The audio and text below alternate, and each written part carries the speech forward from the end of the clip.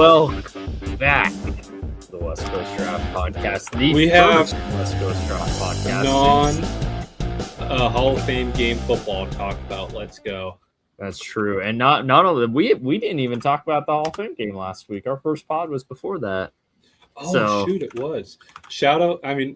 Let's just talk about it real quick then. Not too much to talk about. Shout out Haynes King. That was pretty clutch. Not too much to talk about. It was the greatest football game ever played. Haynes King, wrong. That was clutch. Mike Tomlin. Podcast. I went on this here program and said I thought the game was going to be like 17-3 snoozer, and it was one of the most fun games I've seen in forever. Because it's the only game you've seen in forever. No comment. Mike Tomlin was great on the mic. Yep. He was really fun. Drew Brees. Meanwhile, Mike Tomlin killing on the mic while Mike McCarthy's Steelers are getting 7 penalties through 20 minutes of game time. They won, but it's not a great sign for the future. But I agree. Tomlin was fantastic on the mic. Not much else to talk about from that Hall of Fame game, though. Honestly, yeah. Haynes, other than the legend of Haynes King. Oh, and Carson Beck looking surprising, pretty solid. I don't know how he threw an absolute hospital pass, though. People Sure. were like saying it was a great throw. It was like that was not a good throw. It was a whole shot. You got to fire it. He let it in the air, and his guy had come back and got clobbered. Beck didn't even play tonight. I guess they gave him the night off after last week. Jeremiah Love hurdle. That I saw the game I saw the most clips of that were quite interesting was Raiders Cardinals. Yeah. Mendoza got some moments. Marv caught a touchdown from Brissett. You had Mike Washington looking pretty good. Mike Washington looked good. Raiders, yeah. I'm really excited to follow. The Raiders' defense is probably going to be a hot mess, but I think their offense is going to be pretty fun. I mean, both the Raiders quarterbacks look pretty good. Kirko went 5 for 6 for only 50 yards, but he had a touchdown, 141 passer rating. Mendoza 10 for 16 for 97 and a touchdown. The Raiders should really tank for a receiver. Their offense is great everywhere but receiver. Yeah, imagine Jeremiah Smith with Fernando Mendoza. Oh, and Genty and Bowers. Yeah. Well, even if they're not bad enough to get Jeremiah Smith, you see these Cam Coleman clips coming out of Texas camp. I mean, there's always going to be good receivers at the top of the draft, but their defense needs a lot of work. Their defense. Outside of Max Crosby, who might not be there next year. Yeah. And rookies that we like, but probably going to take some time. Yeah. I couldn't give you anything interesting on that defense. Well, and even the rookies we like are mostly in the secondary. Yeah. Like your front seven. I do like their linebackers. I'll say that. They're two guys. I like Quay and Dean. I like Dean. Up and down on Quay. Yeah, that's fair. I like Dean a lot more than Quay. I'll say that. Yeah. Their front seven could still use some more. Their D tackle. Their D tackle is bad. It's not good. Which is not like a great D tackle in next year's draft. I don't think. At least as of right now, obviously. We never know. I'll say this right now. People are like, Amari Washington is a freak athlete, but he's not that good of a football player. I'll say that. People are like acting like he's amazing. It's like, I'm not there yet. Oh, I think if your name isn't Jeremiah Smith or like Dylan Stewart, I haven't seen enough out of a lot of the class 27 to declare it generational, like a lot of people already are. Did you see? I saw a funny post about what's his name, Nick Harbor. It's like, dude could really be making some DN money, man. Wanted to play receiver. Dude, imagine Dylan Stewart and Nick Harbor across from each other. That'd be crazy. Insane. Oh, man. Oh, or Colin Simmons, too. I forgot about Colin Simmons. That's another one. I'm not there yet on him either. Fair enough. Not there with any of the quarterbacks. No.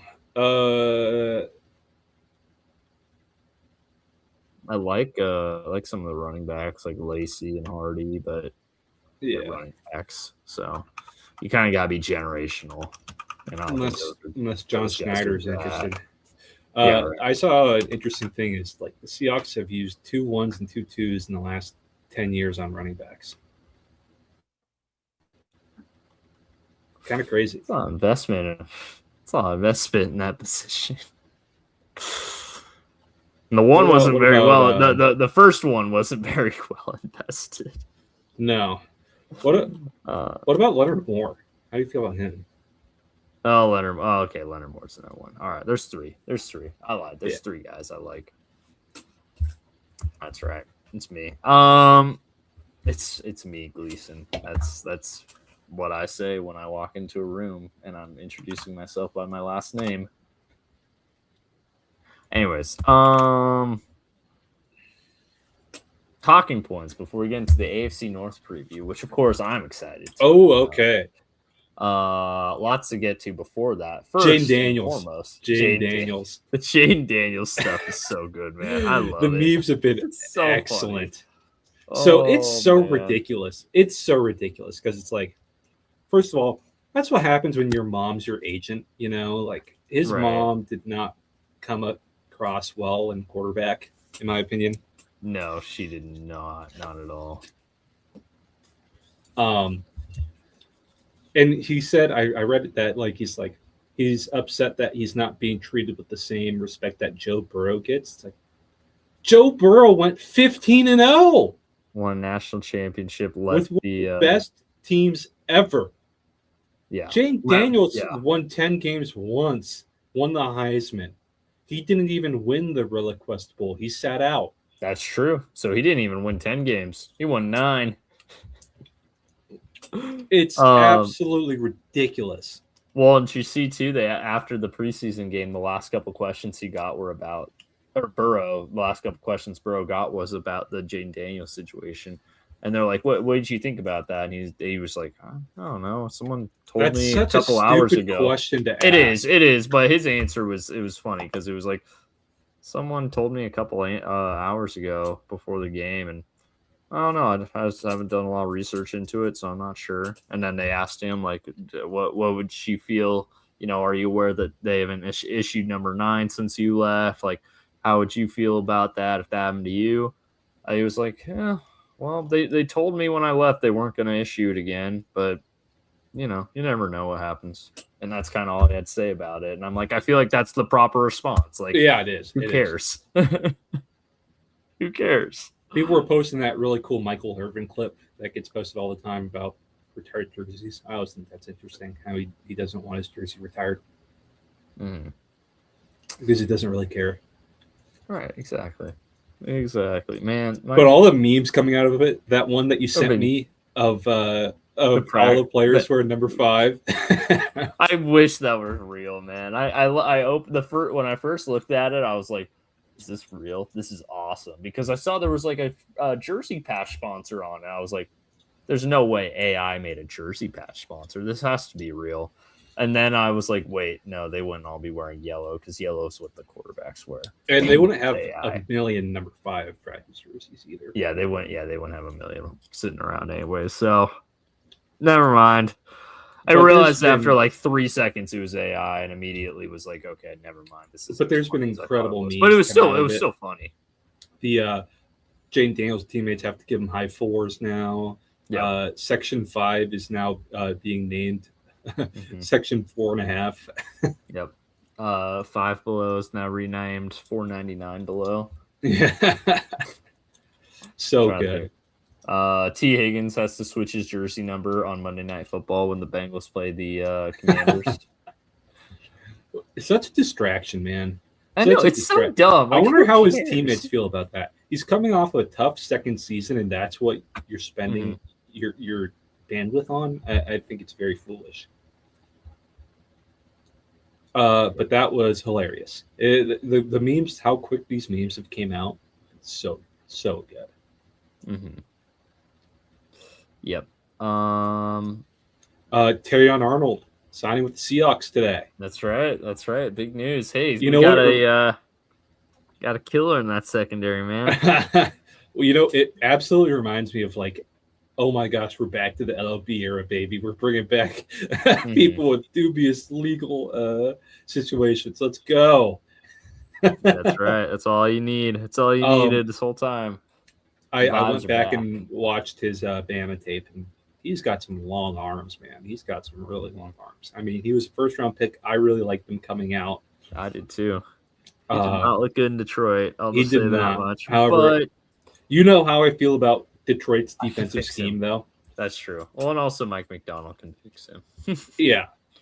So a lot of fun color coming out of that from Seahawks land. But I'll go into Hard Knocks first because that adds some of the color to it, and then add even more of that after. So Hard Knocks episode 2, we start on the practice field, and Mike goes to town on Derek Hall. I don't know if you saw that clip. Did you see it? I did see that. Yeah, it was going viral. So you're too close, and it's like, oh, I get chills for the Seahawks Hard Knocks whenever I hear the da da da da. Like at the start of the episode, you know, as it goes into the intro music.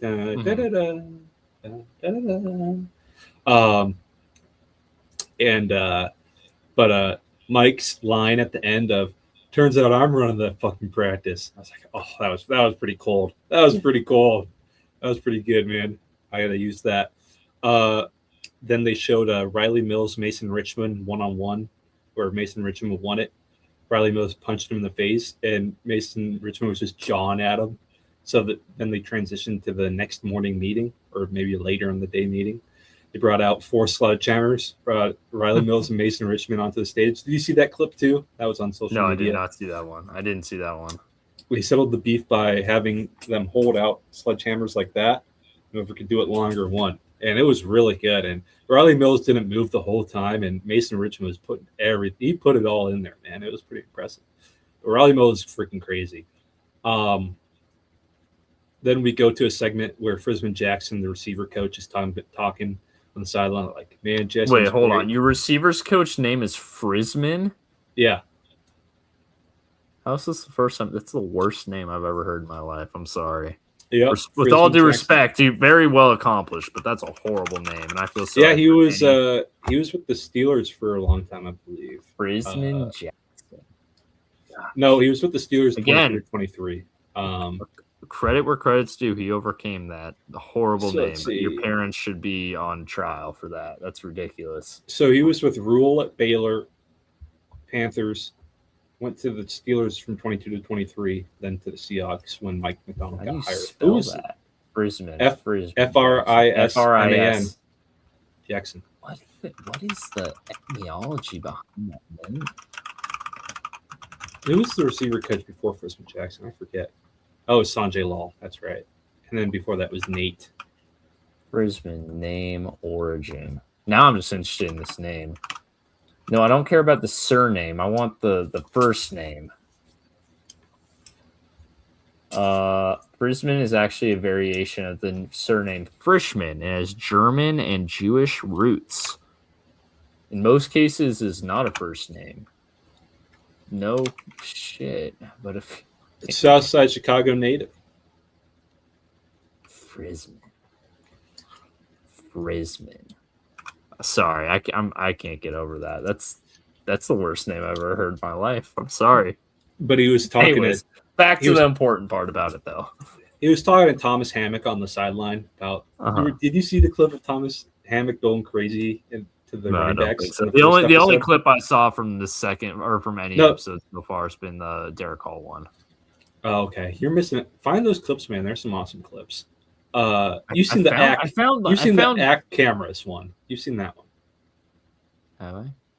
Because that's what my new profile picture is. Oh, yeah. Well, yes, I have seen that one. Yeah, you're right. And I saw the Nicky Manwari one. Oh, yeah.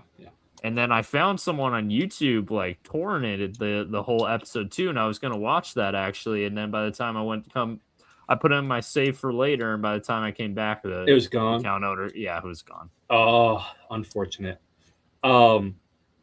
So in the first episode, Thomas Hammock was yelling at the running backs in a meeting, and he's this big black guy, pretty heavy set, and he was like doing juke moves, like we got to stop doing this crap. You know, it was pretty funny. Mm-hmm. But he was talking to Thomas Hammock on the sideline. He's like, I love coaching JSN. You know, he's the first number one receiver I had that is coachable, and likes to be challenged. And then they cut to the receiver meeting room, and it's just Brisbane, Jackson, and JSN, and they're bickering. and like Brisbane's like, I just told them how coachable you are, and now they're gonna cut to this, and like you predicted it perfectly. That's actually pretty funny. That's pretty awesome. It was pretty good situational irony right there. That's really good. But it was fun. Then we go to the Spurs head coach comes in and they talk. Oh, yeah, that guy. Whatever his name is. Mitch Johnson. Yeah. Mitch Johnson, there you go. What else? We could go to Leonard Williams watering his plants. He's a big plant guy. And then they do a shadow boxing thing where it's, the team, like the pointing thing that, that shadow boxing. It was big last year and they still do it this year. Big team bonding thing. They talked about that. They talked about Sam Darnold's spiral for like 5 minutes with slow-mo clips. I saw that. I didn't watch the clip, but it went a little long. That clip went a little long. At a certain point, I'm like, I respect this. I respect that he has the best spiral rate in football. I don't need to see 5 minutes about it. Like the clip I saw on Twitter, I literally opened it up thinking, oh, this is going to be interesting. And it was 5 minutes. I immediately closed. Yeah, it went a little long. They had Derek Hall in his big lifted truck. What else? They had the AI graphic thing. Oh, that was I did see that. I saw. It was a fun clip. It was the MOB Bible, and like the first McDonald and second C Ecclesiastes. Mm-hmm. The Ecclesiastes. Yeah. There you go. Total mouthful. That was fun. It was AI garbage, but it was the coach who makes it because McDonald has a different coach give the presentation every day. Hey, I wish we got more D-line position group. My take on it is AI bad for the environment? Yes. Is AI bad for artists? Yes. Have some of the funniest things I've seen in the past couple of years come out of AI? Absolutely. Mm-hmm. And that's all that matters to me. Okay. It's those AI graphics that all I can't describe it, but just all look bad. Oh, they all look terrible. They've all got that same kind of like yellowish fonts, filter on it. Yep, they've all got the same font. It's all ChatGPT too. Like if you ask like Grok to make you a graphic, it's gonna look different. Like don't get me wrong, it's still gonna look bad. It's still gonna look like AI slop. But like every ChatGPT prompts, whatever, looks the exact same. So what's funny is I'm going to like kind of a clinic, coach's clinic this weekend, and they have a graphic like that. It's like, oh, I'm so sick of this. But AI reviews are sick. I don't even know what that means. What are AI reviews? Yeah, I don't know what those are. What am I missing? I feel like there's something I'm missing here.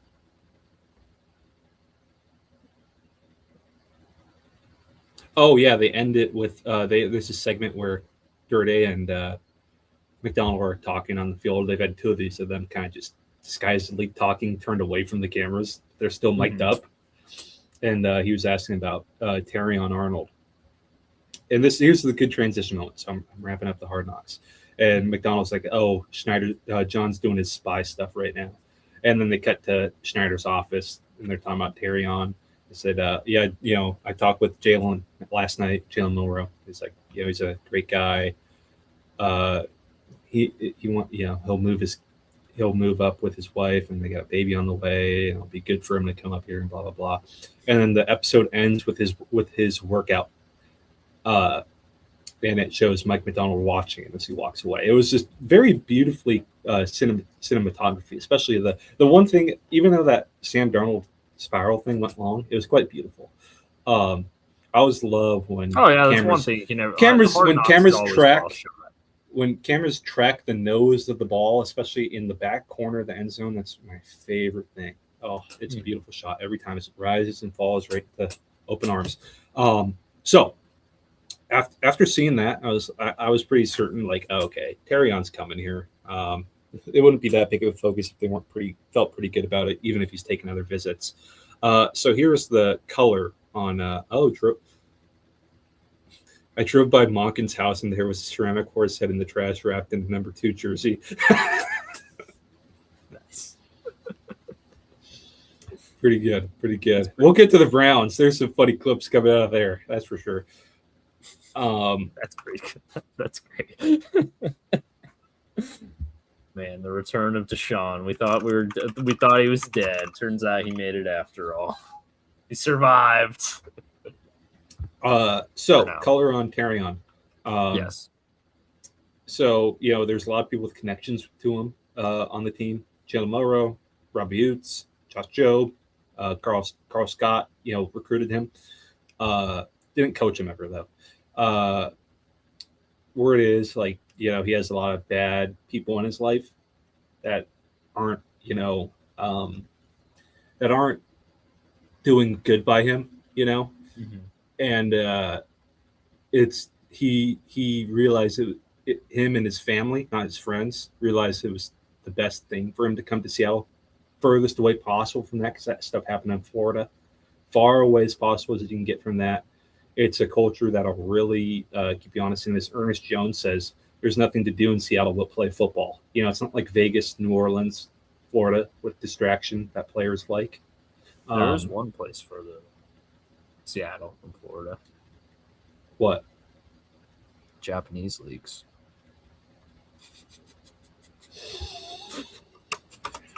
That's probably a thing, right? Anyways, go ahead. So he turned down some more money, turned down some more certain starting opportunities to come in, be the third outside corner, kind of that Reek thing. If he's, able to do it, that's what he would be. Is, when we get the dime, Spoon goes inside, Job and Arnold would be the outside corners. That's probably what it looks like is going to happen. But yeah, it's very intriguing. Very intriguing. So Schneider said it sounds like Terrion can play in the preseason. That's what he said in the Hard Knocks, which, what that sounds like to me? He's getting suspended, because you can play in the preseason if you're suspended. So he's going to have some sort of suspension, probably. Sounds like he's going to get off on the charges. I don't know yet. But it's very interesting. Former first-round pick. I liked his game. Not the best defensive situation. I don't like how the Lions play defense. It reminds me of late-era Pete Carroll stuff. Just kind of blah. So very intriguing. So that's some color on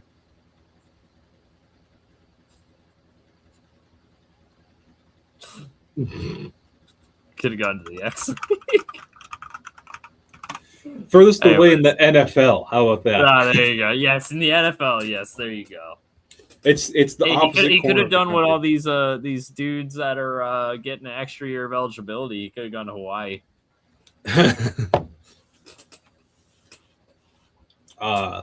So that's Hard Knocks. Just another fun, good episode.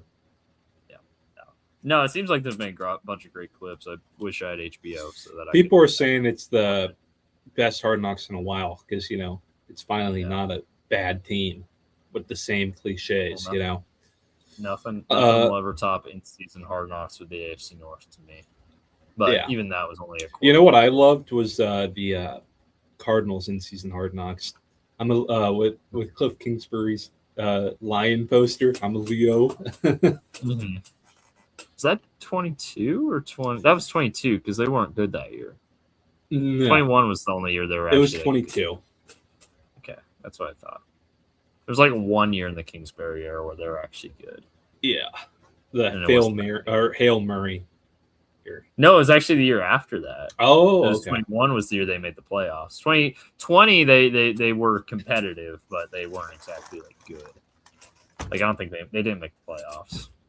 But 21 was the year they started like 7-0 and then like finished like 10-7. Oh yeah. Injury news around the league. Robbie Utes out for the year. Neck. Maybe out forever. I think he might be, unfortunately. Which sucks because he was practicing like a week and a half ago. had a neck issue at the end of the year last year. Yeah, I know. I saw. Kept him out I of the literally, Super Bowl. as soon as you sent that to me, I searched Rob Utes on Twitter. And there's clips of him like in practice from like a week ago, and he looked fine. But yeah, neck issues, man. Fast. Neck issues are no joke, which is a total bummer, man, because I loved this game. We picked up a fullback from NIU, Thomas Hammock guy. So, yeah, bummer. Josh Rosenero was epic. The whole so there's 7 mistakes ahead of me. 7 mistakes or 9 mistakes ahead of me. 9 mistakes. 9? And most of those 9 what? And most of those 9 guys actually end up being future Pro Bowlers. Too. Yeah, Like Baker. Well, hold on. Like Baker's definitely made a Pro Bowl. Saquon obviously has. Sam Darnold. Super Bowl champion.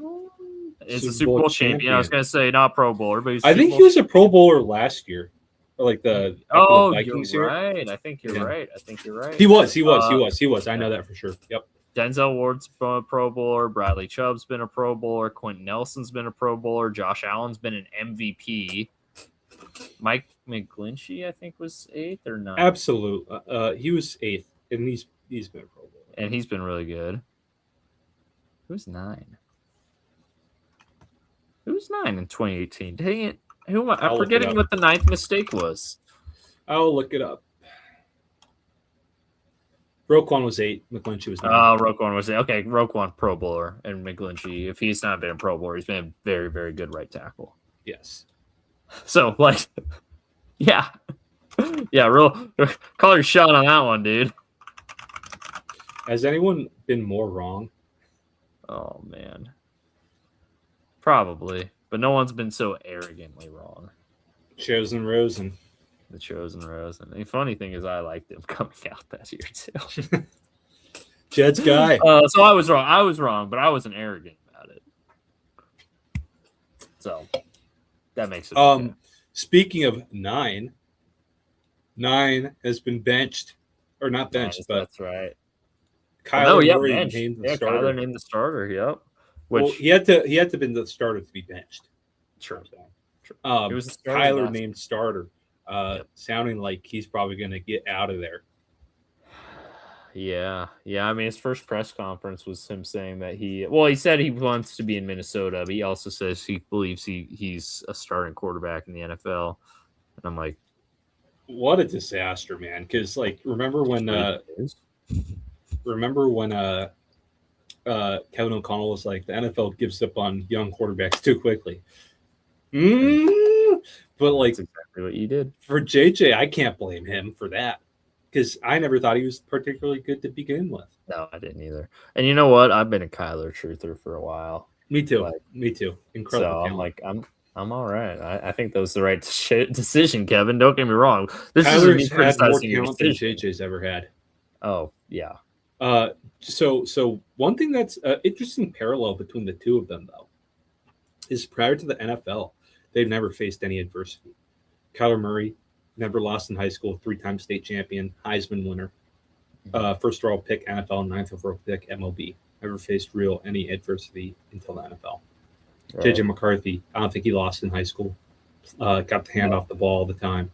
Won a natty, right? Neither of them faced much adversity.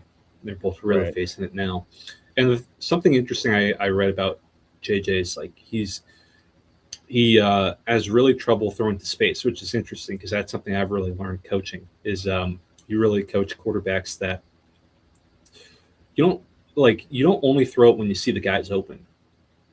Because if you see a guy wide open, it's going to close quick. Mm-hmm. You gotta throw the guy open. You gotta throw to space.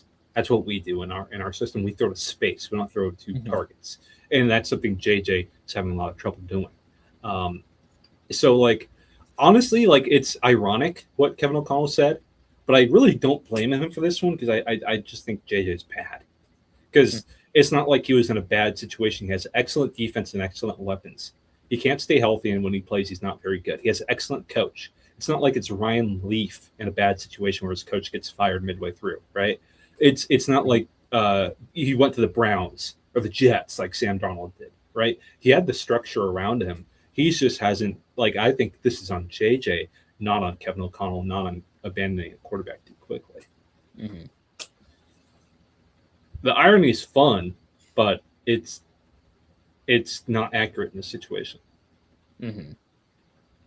I think he's got attitude problems, just like kind of Kyler does.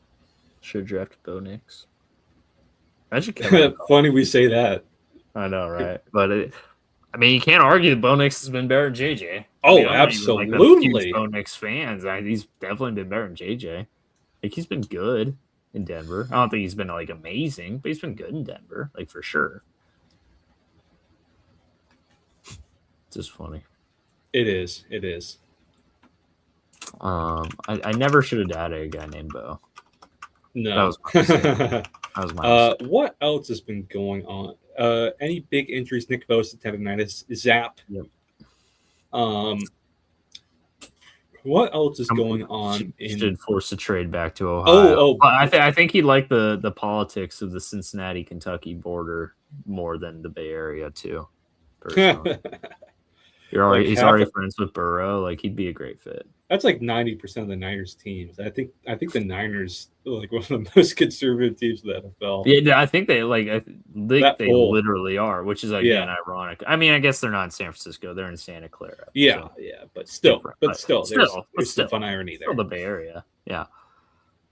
The Browns just looking. The quarterbacks are looking rough. All three of them. Who could have predicted that? Yeah. You know who's not looking rough, though? Our boy Denzel. He's really standing out. I have seen that. Chiefs. Ken Walker got into another fight. Oh, yep, I did. That was great. That was great with like a backup DB. Hit him late and toxic. He's toxic. That's why the Seahawks let him go. To be fair, the DB did hit him late. He did. There's a big fight at the Seahawks again.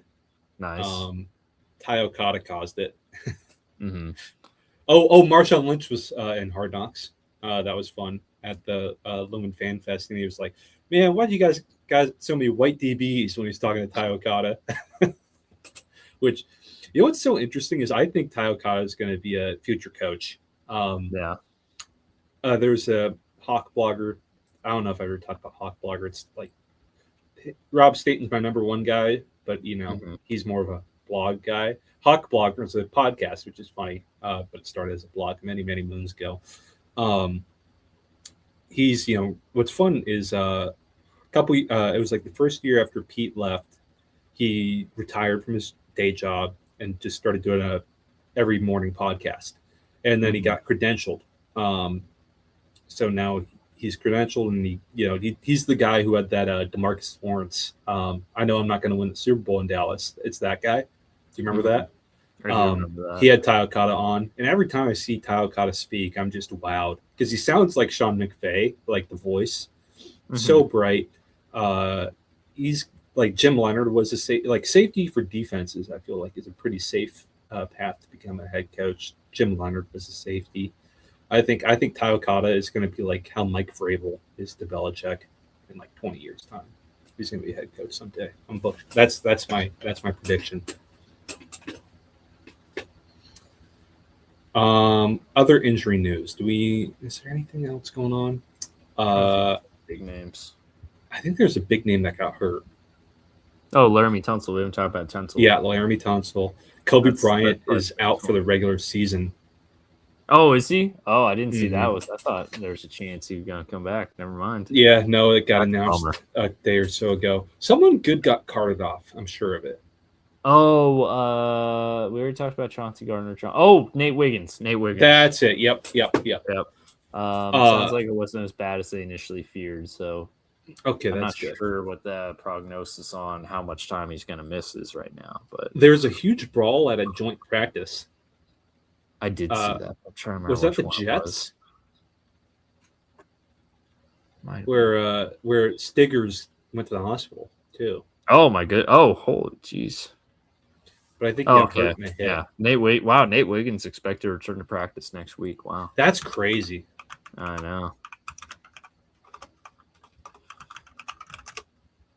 know. He collapsed at practice. Quantez Stiggers. Oh, that's not good. But he's out of the hospital. That's good. XFL guy. Or was he CFL? CFL. Speaking of CFL guys, this is a fun CFL story out of Bengals preseason game, but we'll talk about that when we get to that. What was it? The joint training camp. There was a big one. I forget who it was. It was Bucks Jets. That tracks. Todd Bowles and Aaron Glenn can't control it. Yeah. Oh yeah. You know what it was? It's the Bucks players were still pissed about the Aaron Glenn dance last year. They lost that game. I know, but they're still pissed about it. Oh, speaking of the Bucks, we got them at 1-6 right now. Oof. Anything else? All right, Beau. The floor is yours for the Bengals preseason game. All righty, here we go. Well, I just want to start with do I go chronological order? Or do I just go pro? You know what? Because we're talking about the CFL, I just want to say shout out to Dante Myers, who they signed out of the CFL back in like January, when most teams are making their futures contract signings. They signed Stu Dante Myers, who I'd never heard of, out of the CFL. I guess he was a playmaker there. People in the CFL were like reaching out to like Bengals reporters to let them know they like got a guy after they made that signing. Which, you know, you always take with a grain of salt. Mm-hmm. It's like, who really cares? He was their leading receiver tonight. He looked really good. That's like, honestly, crazy. He probably, I think he finished with, let's see, what was his final stat line? I know he didn't have a touchdown, but he finished with like 50-something yards. Was like just like the go-to guy for the third string offense. Let's see, what did his final stat? Okay, here we go. Okay, 3 receptions for 42 yards, so nothing crazy. But he had a nice return too. He had a carry for 13 yards too, so that probably also is what I'm kind of carry? Jet sweep? I think so. Yeah, probably.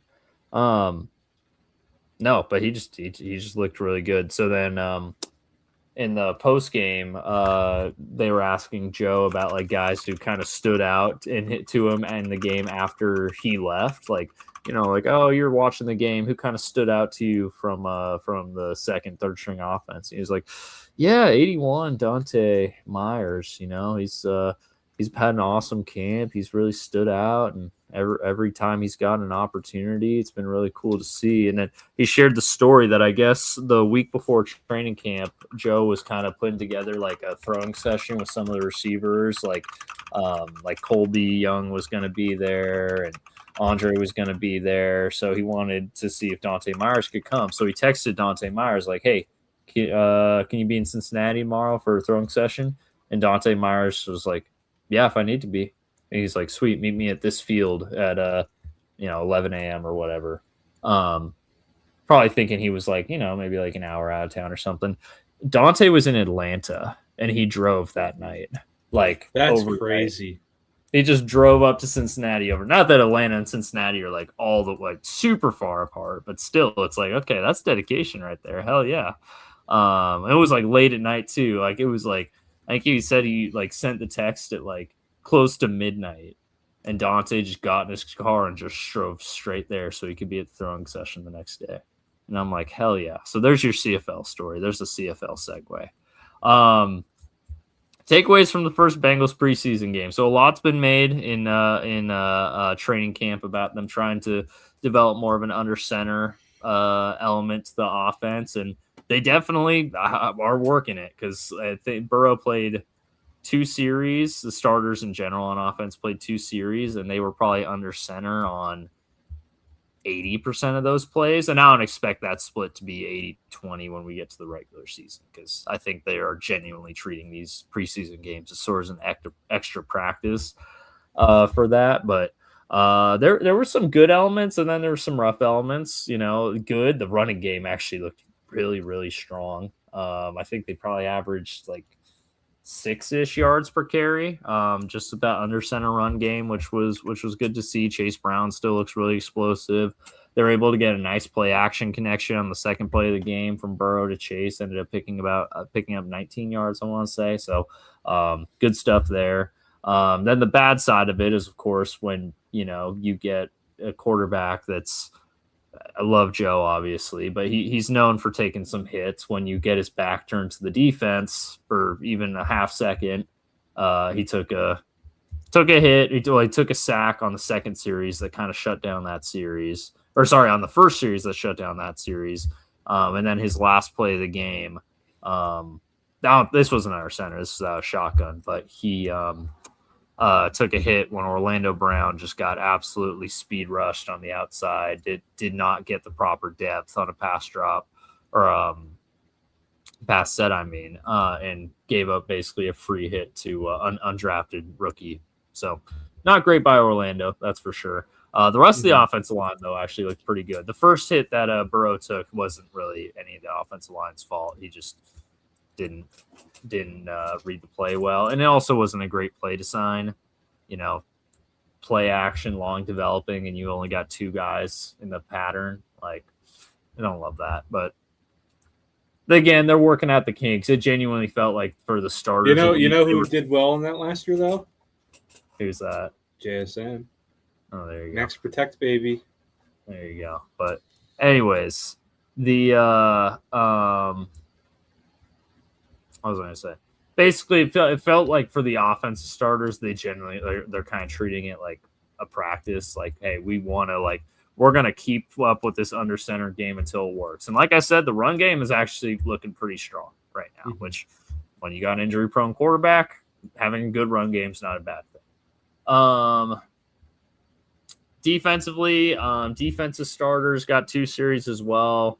First series wasn't great. They were kind of getting not necessarily pushed around, but Detroit was able to move. And this was Detroit's backups, which wasn't a great look, but his first real live action all year. It's going to happen. I'm not too worried about it. They're kind of getting pushed down the field, but then Isaac Tesla let a ball bounce right off his face mask, which ended up turning into a pick. So the old Kendall Vildor, reverse Kendall Vildor. What is Kendall? He got a pick. I think he was with the Patriots. He got a pick on Anthony Richardson tonight. I thought he took his last snaps with them. Yep. They lied. So let's see. What was I gonna say? Yeah. So defense first series was rough. They kind of got pushed down the field, but Jordan Battle came through with the pick at the end to save them. They were also down a couple starters in the secondary. Like Dax Hill didn't play at all. Brian Cook didn't play at all. They're nursing small injuries that just don't want to push through right now at this point, obviously. So I'm not worried about the defense. I think it's going to look good. Second series looked a lot better. Second series, they forced 3 and out for Detroit. Again, it's their backup, so somewhat of a grain of salt. But yeah, I'm happy with that. Where the game really got exciting is once the backups came in. You started to see some of the rookies and second year guys that we want to get excited about. Colby Young, of course, continuing his training camp, had a couple nice plays. He had an awesome play on 3rd and 16 to get open and ended up turning that into a first down, which kept the series alive. There was a sequence at one point where Landon Robinson drew a hole, and it would have been a safety. Lucky that they called the hold, or lucky they got held from a Detroit perspective, because if Landon Robinson was able to get through, because he blew right past the guard, would have had a free hit on the quarterback in the end zone, but instead drew a hold. Then on the very next play, because ball don't lie, Cassius Howell recovered a fumble. And then 2 plays later, Joe Flacco found jack injuries for a touchdown. So 3 out of 4 plays were made by Bengals rookies, which was awesome to see, because in recent years in Cincinnati, we have not grown accustomed to rookies having impacts early on. So again, it's preseason. Will these guys have impacts early on in their rookie year? Who knows? But that was good to see that those guys were all making plays. Cassius Howell looked awesome. Only guy probably halfway through the second quarter we didn't see him again, but when he was out there, he looked fantastic. So dynamic, so twitchy. Just not a typical Bengals edge rusher. I know, right? He's so I called that one. I can't wait to see his tape, because I wish I got that game. Yeah, it's probably on NFL Network at like 3 a.m. if you want to check it out. Boye had a nice play where he strung out a run play outside that helped set up that 3 and out I mentioned earlier. That was good to see. Trying to think other guys. Lawrence didn't do a whole lot, but again, he played one series, so that's fine. Trying to think.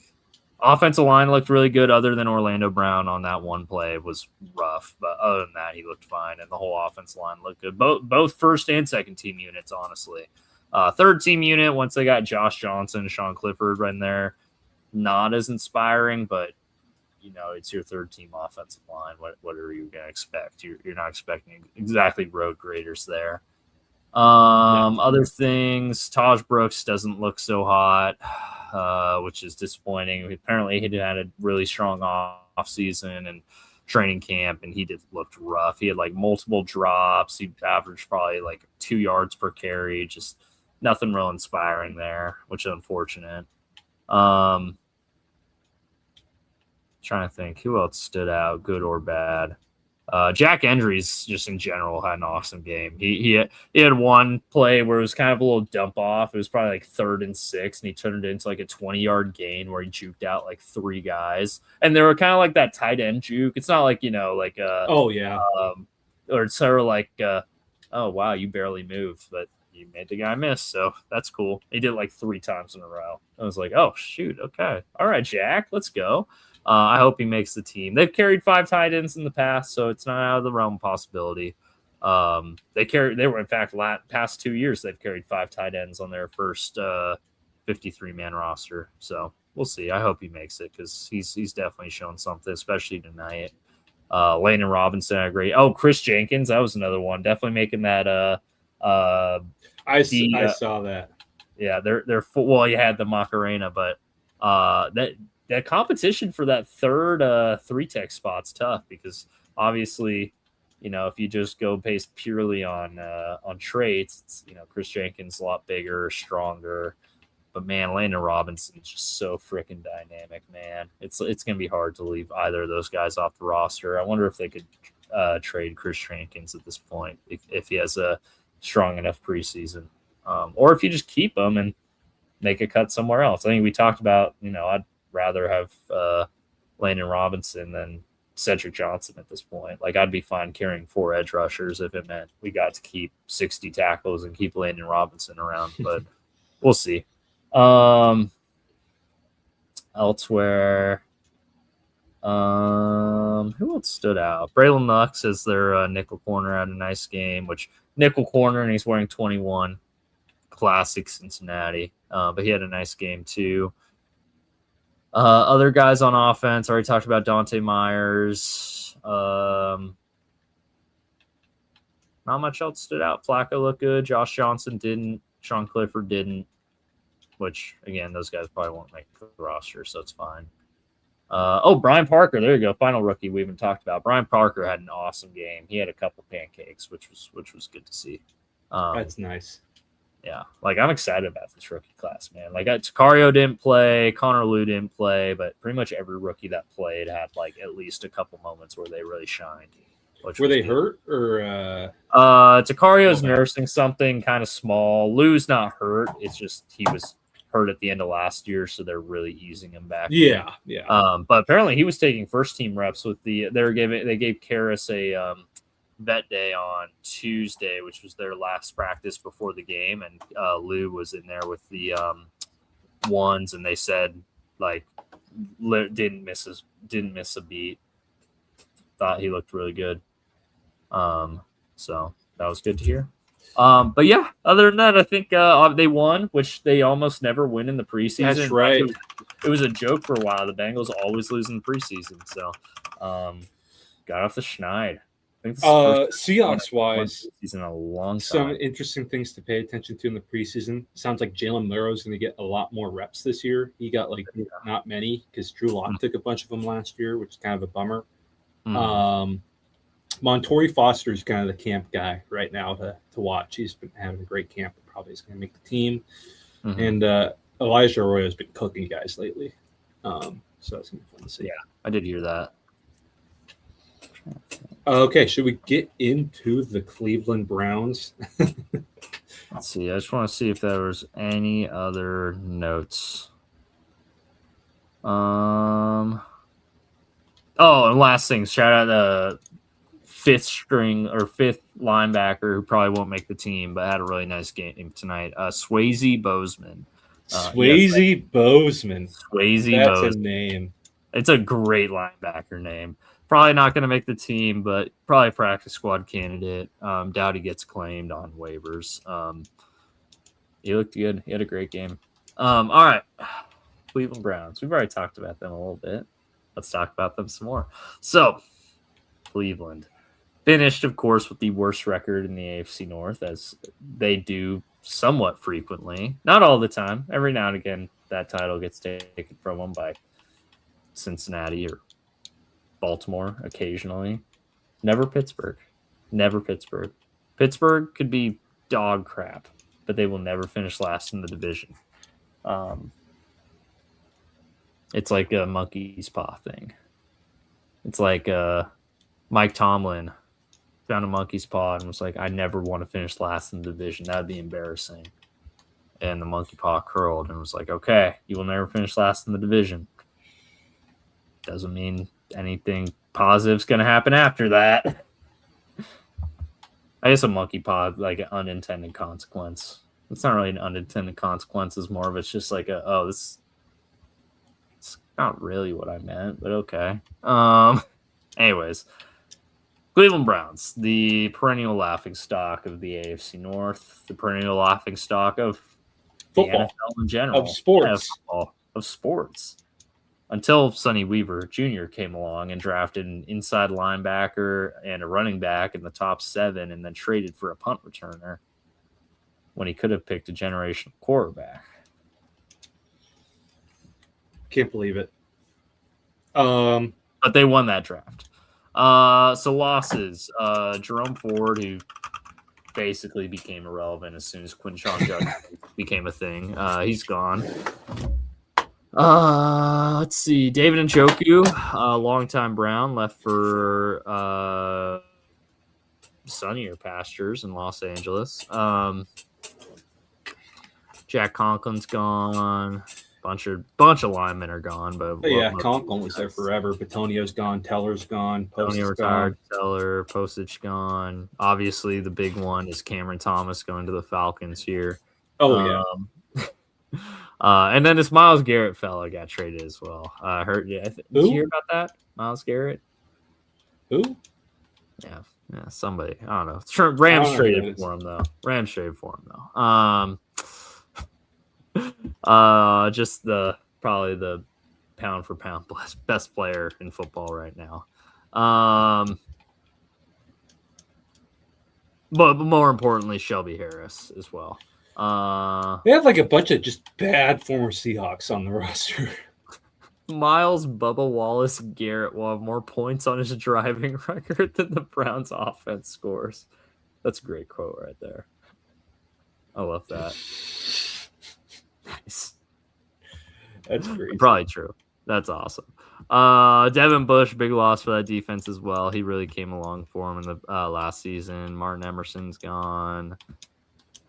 Rayshon Jenkins. I think Rayshon Jenkins just signed somewhere recently, I want to say. Seahawks legend Rayshon Jenkins. And Jerome Baker.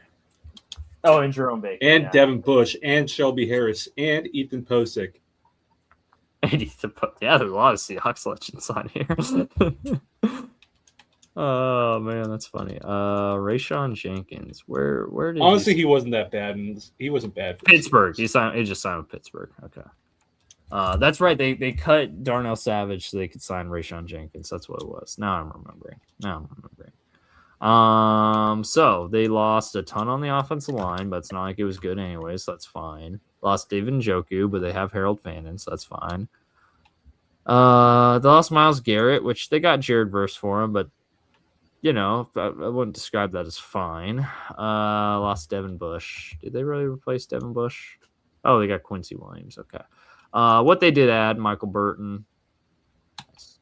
Tom Wallace, Jack Stoll. Traded and signed Titus Howard, who's a fine right tackle, solid.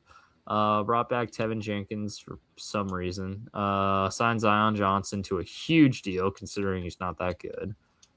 Signed Elton Jenkins to a double-digit million per year deal, considering he hasn't been good in a few years now.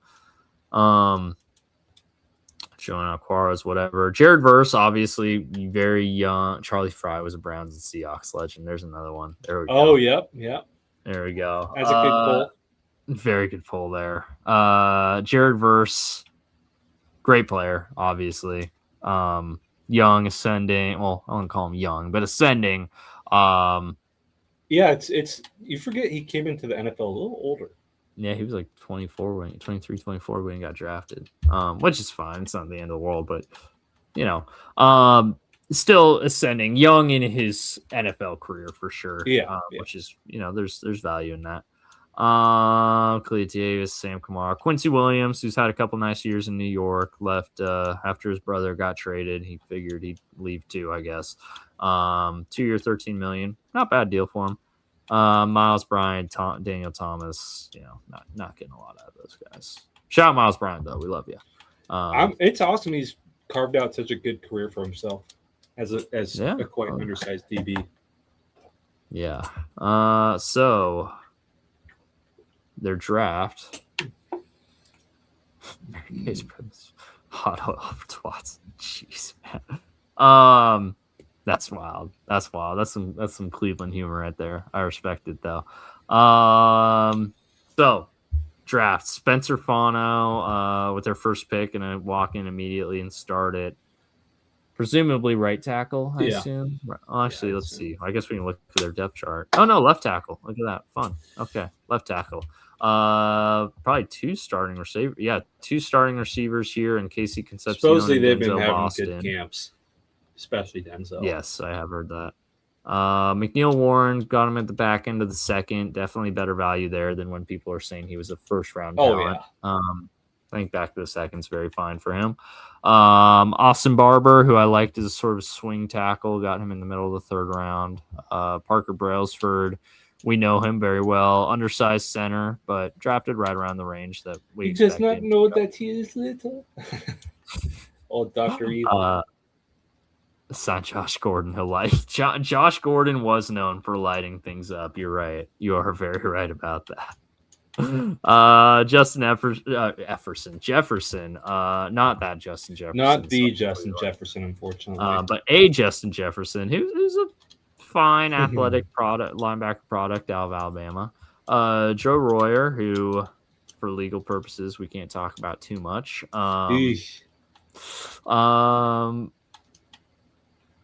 Yeah, let's just move on. Taylon Green, toolsy quarterback prospect. Not going to probably get a shot to start, but he'll be fun to watch in preseason, I think. And then Carson Ryan, who's, the 248th pick. And that's all you really need to know about him. Actually, you know what? Something you should know about him is that he transferred from Utah to BYU. Unthinkable. I think that's a mark on character. That wasn't an anti-BYU sentiment, by the way. That was just an anti-transferring to your rival sentiment. Anyways, depth chart. Here we go. Freddie Kitchens saying Todd of Pittsburgh started it t-shirt. Nice. Oh, Freddie Kitchens and Todd Haley were incredible on Hard Knocks, honestly. Freddie Kitchens actually wasn't that memorable on Hard Knocks, but that the Hugh Jackson, Todd Haley Hard Knocks drama, that was incredible that year. Well, honestly, there's more drama between Todd Haley and what's his name? Greg Williams. True. Don't touch the quarterback. You know what Todd Haley's doing right now? No I idea. know. He was the coach for a USFL team. Oh, good for him, I think. All right, so quarterback, our lads currently has Shadur listed as the starter. We'll see how long that lasts. Supposedly, Deshaun's making this huge comeback, and Also, there was a drama in Brown's press conference yesterday between or I can't remember if it was yesterday or what day it was this week, but Monken kind of just Johnny Manziel's rice man on cocktail. Raul Havana's cooking right now in the comment section. But apparently, what's his name?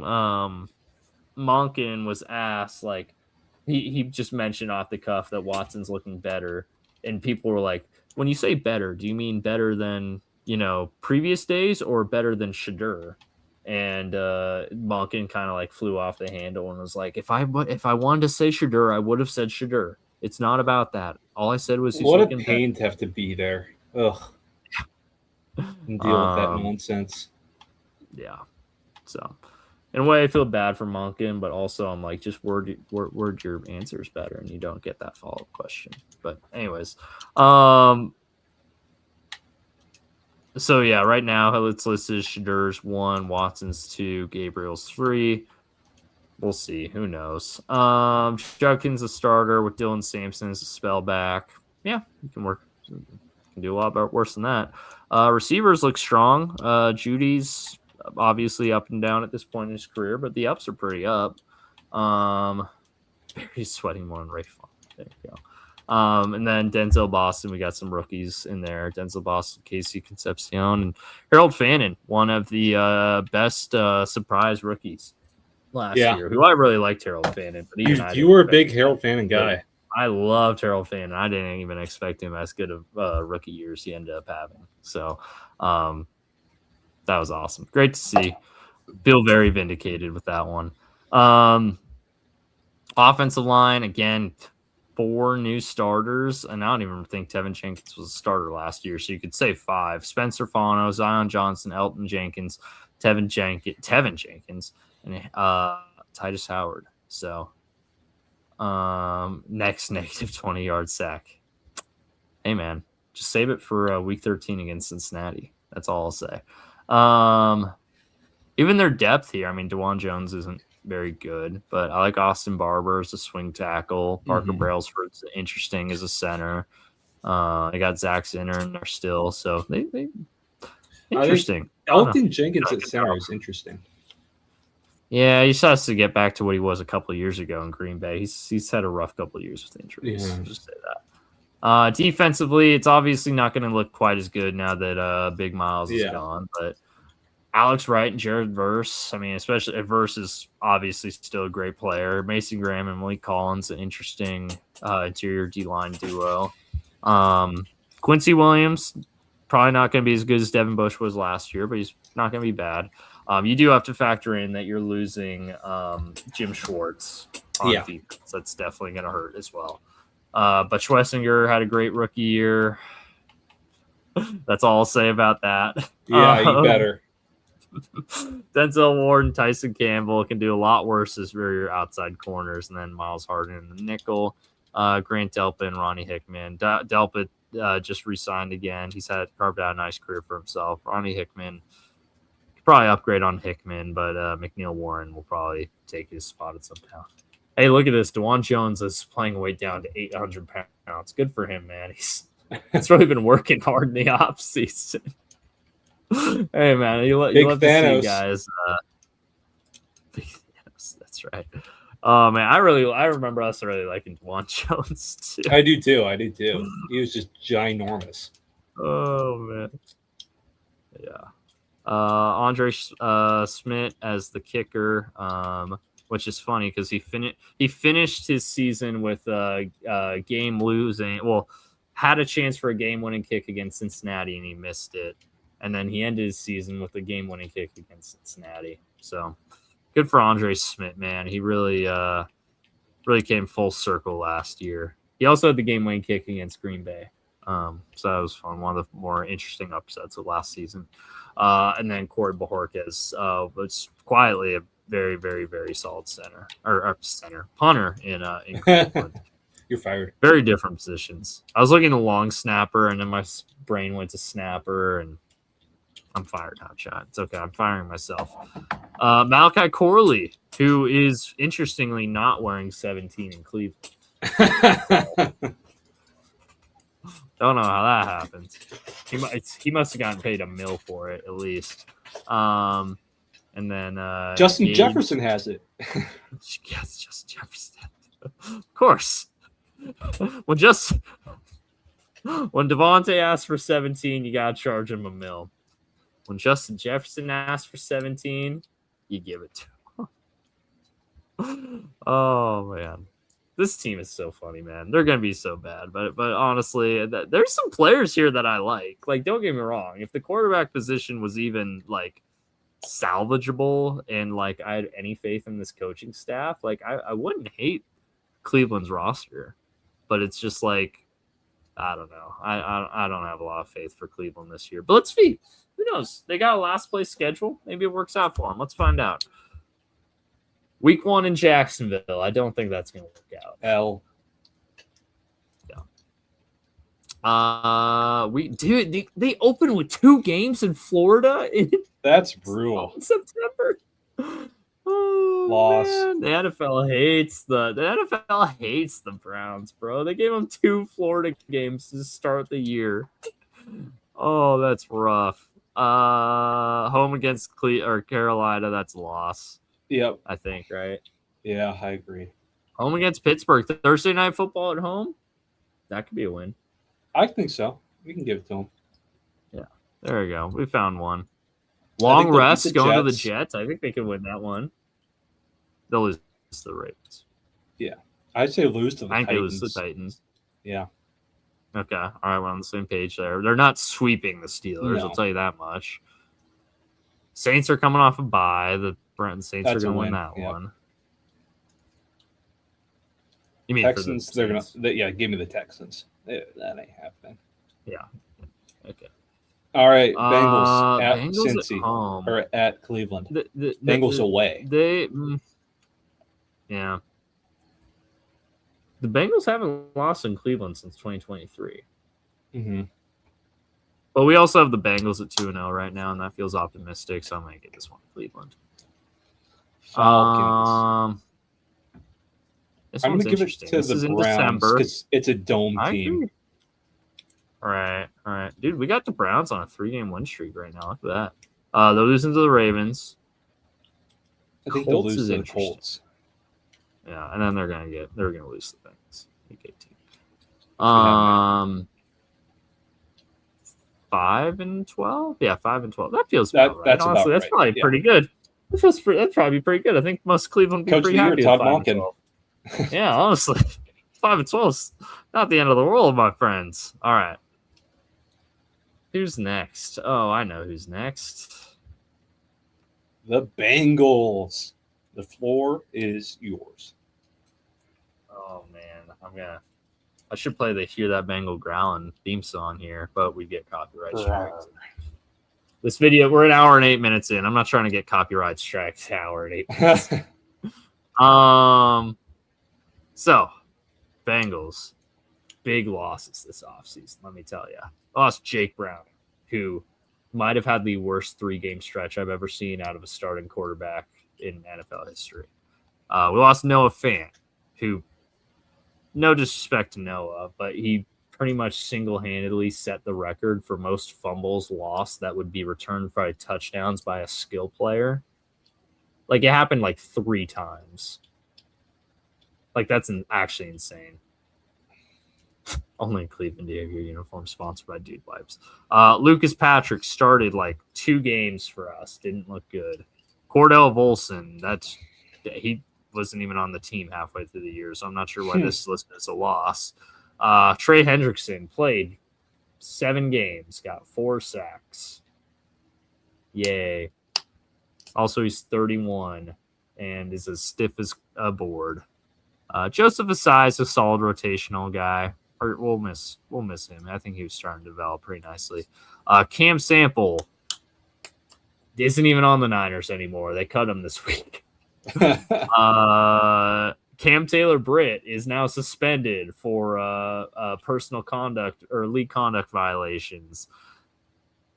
And Geno Stone. Oh, boy. What do I have to say about Geno Stone? Your boy. Geno. You could not tackle.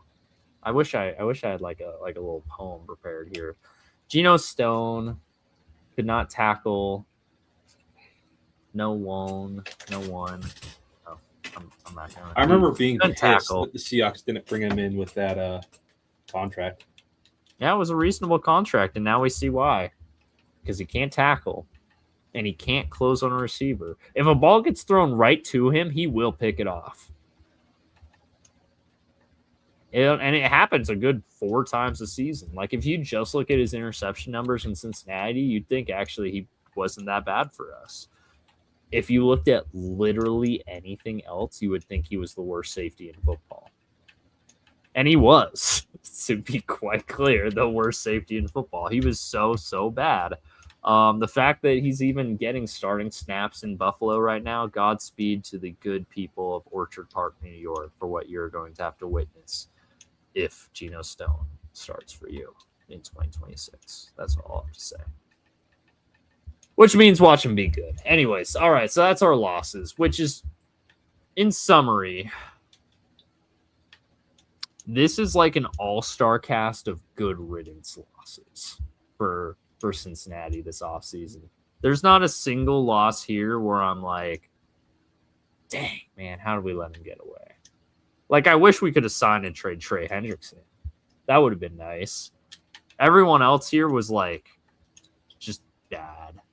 Other than Osai. Actually, Osai was solid too. Okay. That's it. Now, who did they sign to replace these dudes? Not a lot. They didn't have a ton of additions. Joe Flacco, they brought back, obviously. Big midseason acquisition, reinvigorated the offense. Uncle Joe. After Browning was himself. Josh Johnson, who we just saw earlier tonight, not very good, but he's a third-string quarterback who's played for 84 teams in his career. It's fine. They re-signed Orlando Brown to a small, pretty team-friendly extension, 2 years, so now under contract for another couple of years. Again, didn't look so hot tonight, but one preseason game, not going to overreact. Brought back Dalton Reisner after he had a career year blocking for Joe, and both Joes, actually. So that was great to see. Signed Boye Mafe, already getting great early returns there from him. Big contract. Supposedly. Yeah, 3 years, $60 million. I think they're hoping to kind of recreate the Trey Hendrickson thing where they bet early on a guy and he ends up really taking off once he gets full time. That's right, because it's kind of a similar thing what happened with the Saints with him. Mm-hmm. Signed him out of free agency, great draft class, couldn't keep him.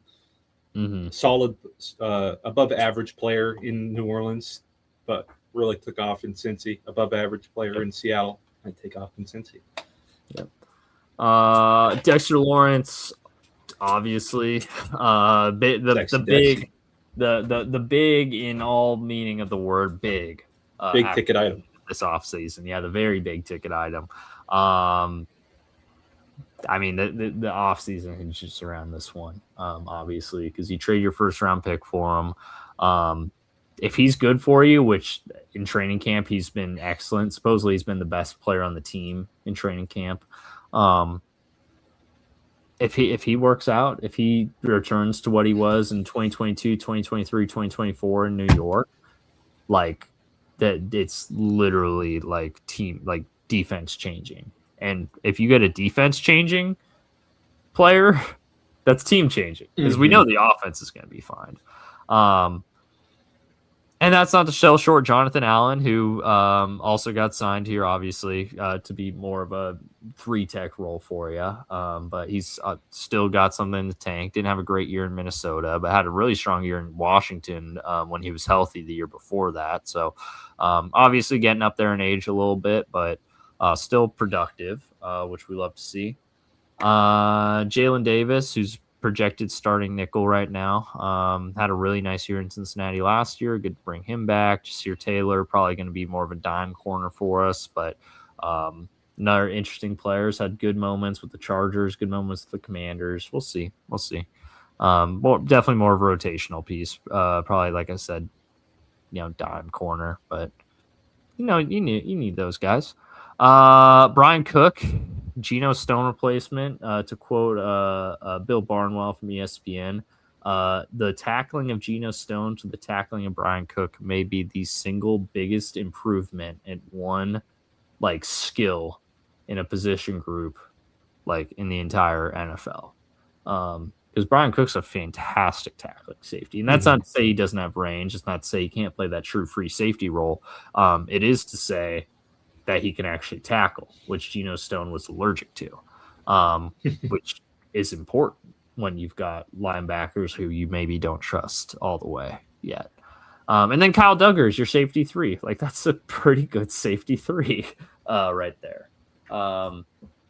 Would probably start for a good number of teams, honestly. So, yeah, very strong offseason in Cincinnati before we get to their draft, which kind of already talked about their draft a little bit earlier on this program, but we'll talk about some more now. Cassius Howell, of course, their top pick, who, and you know, every team that doesn't have a first-round pick says this, so don't read into it too much, but they did say after the draft they had a first-round grade on Cassius Howell, so there you go. Maybe they feel like they got a first-round pick.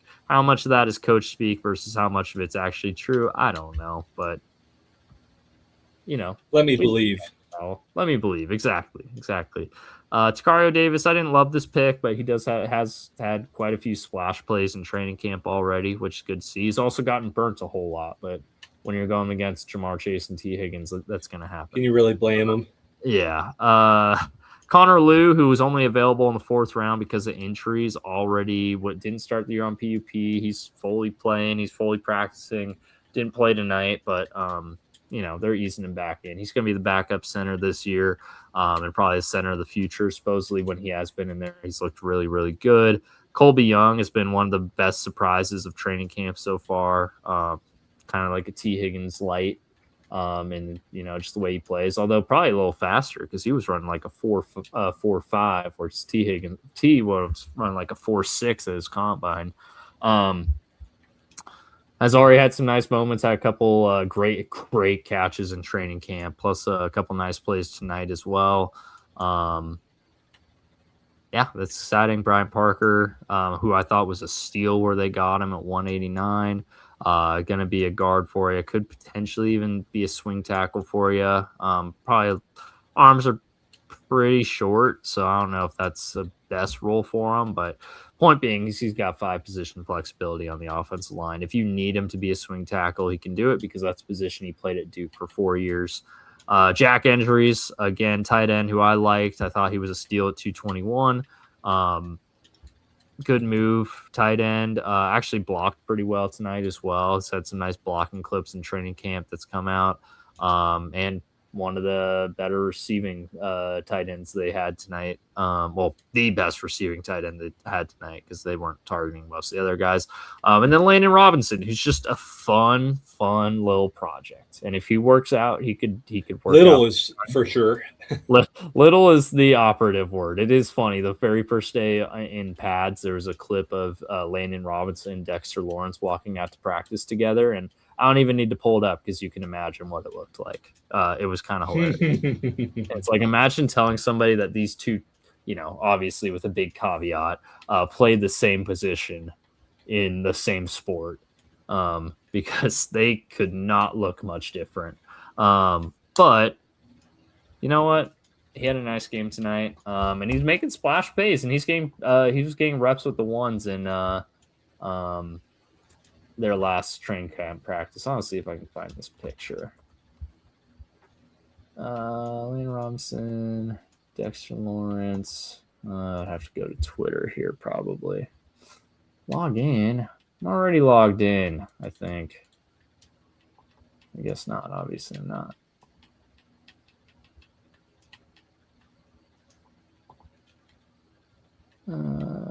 Yes. All right, here we go. I need to find this picture because it's really funny. While it's loading here, let's pull up the Bengals depth chart, which I could probably tell you off the top of my head, but we're going to pull it up anyways because we are nothing if not our routines. No, I don't care about my account security. Well, I do, but not enough to pay you for it.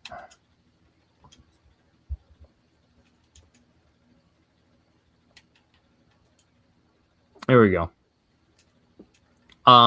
So at quarterback, Shockingly. Oh, here we go. Oh, yes, here we go. Here's the picture. If it ever wants to load for me here. Taking a shot that this doesn't crash my computer right now. Oh.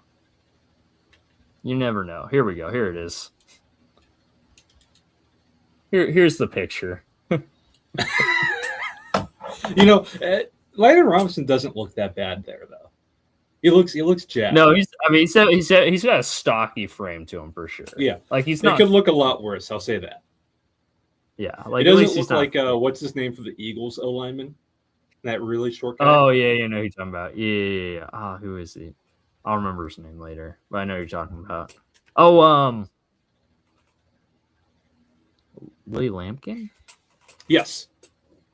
Willie Lampkin, okay.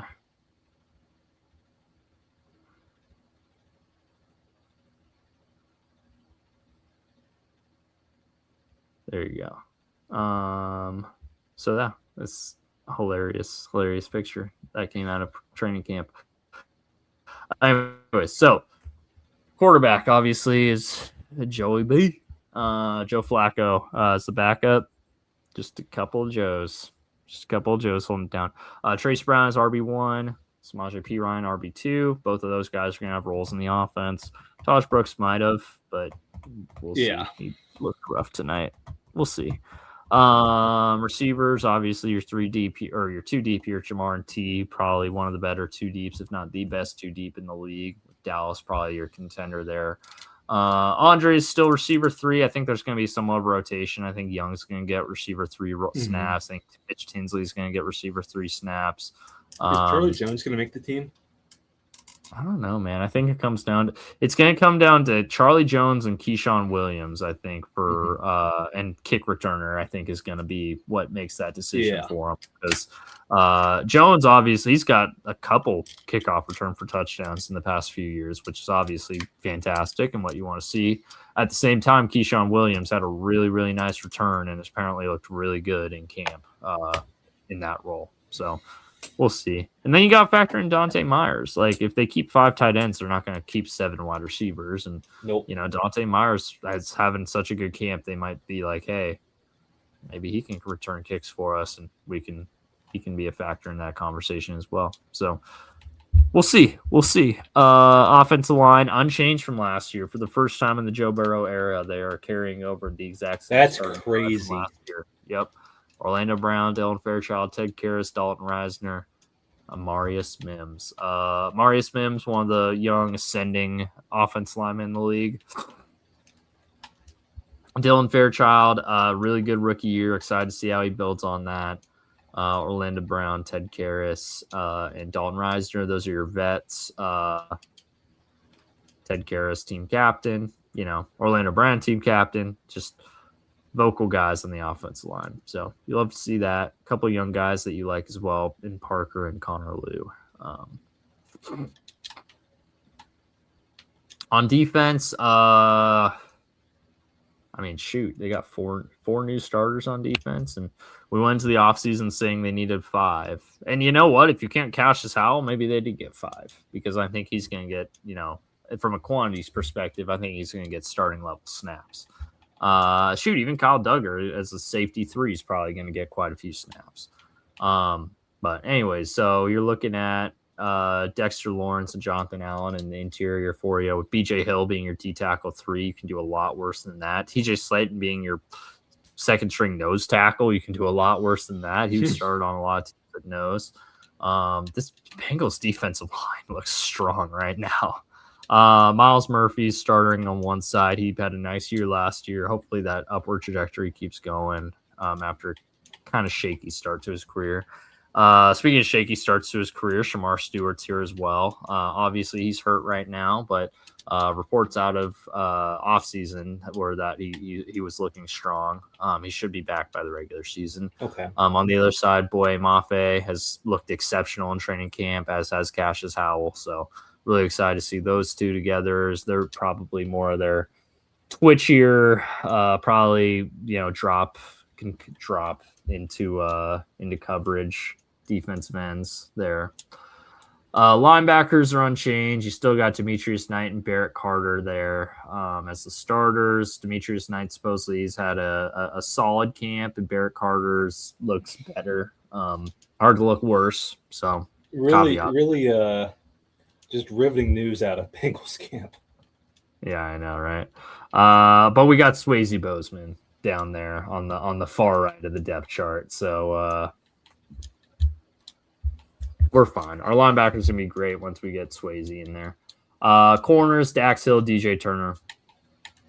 Great combo, great young combo. Plus they got chemistry all the way going back to the Michigan days. So of course they were gonna be good. Safety duo, Brian Cook obviously stepping in, Jordan Battle as the other safety, and then Kyle Duggar is going to be your safety 3. Jalen Davis in the nickel. I expect to see DJ Ivy get snaps there, as well as Jasir Taylor, like I mentioned earlier. And the specialists, Evan McPherson, awesome kicker, love him. Ryan Rico, fantastic punter, love him. Will Wagner, rookie, both McPherson and Rico had career year. Rico's was in his second year last year. So it's not like he's been around for a while. But McPherson had the best year of his career last year with Wagner as his long snapper. So I choose to believe it's correlated. Or causal. I choose to believe it's causal. And that's that. And that Shall we get into the picks? I'm going to defer to you on a lot of these. That's fair. Week 1, home, Tampa. Tampa's got a lot of drama around the team right now. Cincinnati tends to start the season slow, and you will see that reflected here in a minute, but I think they beat Tampa week. Okay. I have no qualms with that. Yeah. I think they lose to Houston and Pittsburgh the next 2 weeks, though. I think Houston just... Pittsburgh is interesting. Houston I agree with, because I think their defense is just incredible. Just, yeah. And early season Bengals offense is always never what it ends up being. Why Pittsburgh though? With a new coach? So usually I'm partially factoring that the Bengals always start slow on offense. And they usually split Pittsburgh, and I just tend to say in cases where there's going to be likely a split, just give it to the home teams. Okay, I agree. So I'm kind of factoring a couple factors there. I think they come home and beat Jacksonville, and then I think they beat Miami. So they go into the bye with a winning record. Early bye. Do not love the early bye. That's for sure. But, well, can't complain about it. Baltimore out of the bye is tough. I think they split Baltimore. But it's like, do you... home Thursday night later in the year versus coming off of... Well, I'll say this. It's early season McDonald Minter defense year 1. I'd feel good about this. With a bye. Yeah. That's the time to get them. On a 2-game winning streak, yeah. And we beat them in Baltimore. And it's not like the Bengals are necessarily better in Cincinnati or Baltimore. They usually play them about the same, no matter where it is. So it's like the home field advantage actually is a much of a factor here. I'll give the early one to the Bengals. I could see that. I think they beat Tennessee. Yeah. I think they can beat Atlanta. They already said they were going to beat. Look at this. We got a nice little 7-game winning streak going on right now. They'll beat New Orleans. It is so Cincinnati to be on a 1, 2, 3, 4, 5, 6, 7, 8-game winning streak and then lose in Cleveland. That would be very Cincinnati.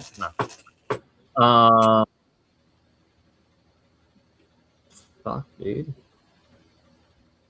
We have an 11-3, and I think they win all 3. Games. I don't think you'll beat the Ravens second time around. All right. I think we beat Indy, and I think we beat Carolina. But I'm like, do I think we go 13-4? I don't know, man. 13-4 is optimistic. Maybe I look at some of these other ones. Maybe like Monday night in Washington. Yeah. I think that. Yeah, I flip Monday. I'll flip Monday. I can see 12-5. I can see that. 12-5 is pretty. 12-5 is realistic. Yeah. All right, Monday night in Washington, we flip, and I feel good about it. Yeah, if knock on wood, of course. But this is split every division, which is very realistic. It's what they did last year. only a 2-4 record against winning teams, so it's not like we have them winning every single game. 10-1 versus losing, beat up on the losing teams. That makes sense. Yeah, I think 12-5 feels pretty realistic. Jacksonville, I guess you could argue for flipping, but I think Jacksonville's a major regression candidate this year. Yeah, I like this. I like this how it is. Let's talk about everybody's favorite team. The media's favorite team. The team that the unquestioned, apparently, favorites to win the AFC North, according to Pat Mac. Give me 1 second. I'll be right back. Oh yeah, you're good. So to be fair, the Pat McAfee show did call the Ravens the unquestioned favorites to win the AFC North when they were doing a show live from Steelers camp. So I think they were saying it mostly in jest. But looking at this roster and looking at what they lost, Cooper Rush, whatever, Keaton Mitchell, he's a dynamic player, but not irreplaceable. Patrick Ricard, okay, you're moving away from that offense. Makes sense. DeAndre Hopkins is not technically retired, but basically retired. Tom Wallace, Charlie Kohler, and Isaiah Likely, those are two big losses. Those are two tight ends that definitely produced for him. Joe Noteboom, Daniel Falele, one of the worst offensive linemen in the league. Tyler Linderbaum, that's a big loss, literally, because big dude. That's a huge loss in the middle of that offensive line. Total opposite of defense. Kyle Van Noy's gone for now. We'll see. He always seems to find a way back. David Ajabo's done there. Taven Bryan, they didn't realize he was there. Draymond Jones had a nice little end of season run for Baltimore. He left for New England. Brent Urban's gone. Alohi Gilman had a nice run there after the trade for Owe.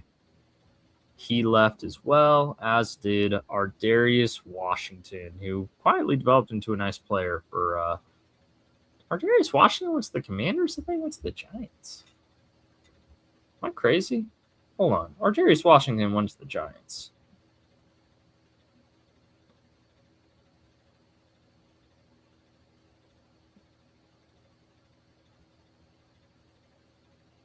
Yeah, what's the Giants? Why does it say what's the Commanders? Come on, NFL. Come on. Jordan Stout did go to the Giants, and they got that one right, though. As for what they brought in, they signed Tyler Huntley, signed Skylar Thompson, who's hurt already, Durham Smythe, Danny Pinter, Ethan Posich, who, had moments in Cleveland until he got hurt. John Simpson is a fine player. Good guard. Trey Hendrickson, who they gave a massive deal. In my admittedly biased opinion on the downside of his career, a lot of money to give a defensive end who's already over 30 years old and has shown to be dealing with some lingering injuries over the past. Hey, sorry about that. Nature was calling. Oh, no, you're good. You're good. I'm just ranting about the Trey Hendrickson contract here. It's a little ridiculous to give that kind of money to a dude who's over 30 and has been dealing with injuries for a couple of years, even if he has been productive when he was healthy. Calais Campbell, retirement tour in Baltimore. We'll see if he even makes the team, honestly. Awuzie, brought him back.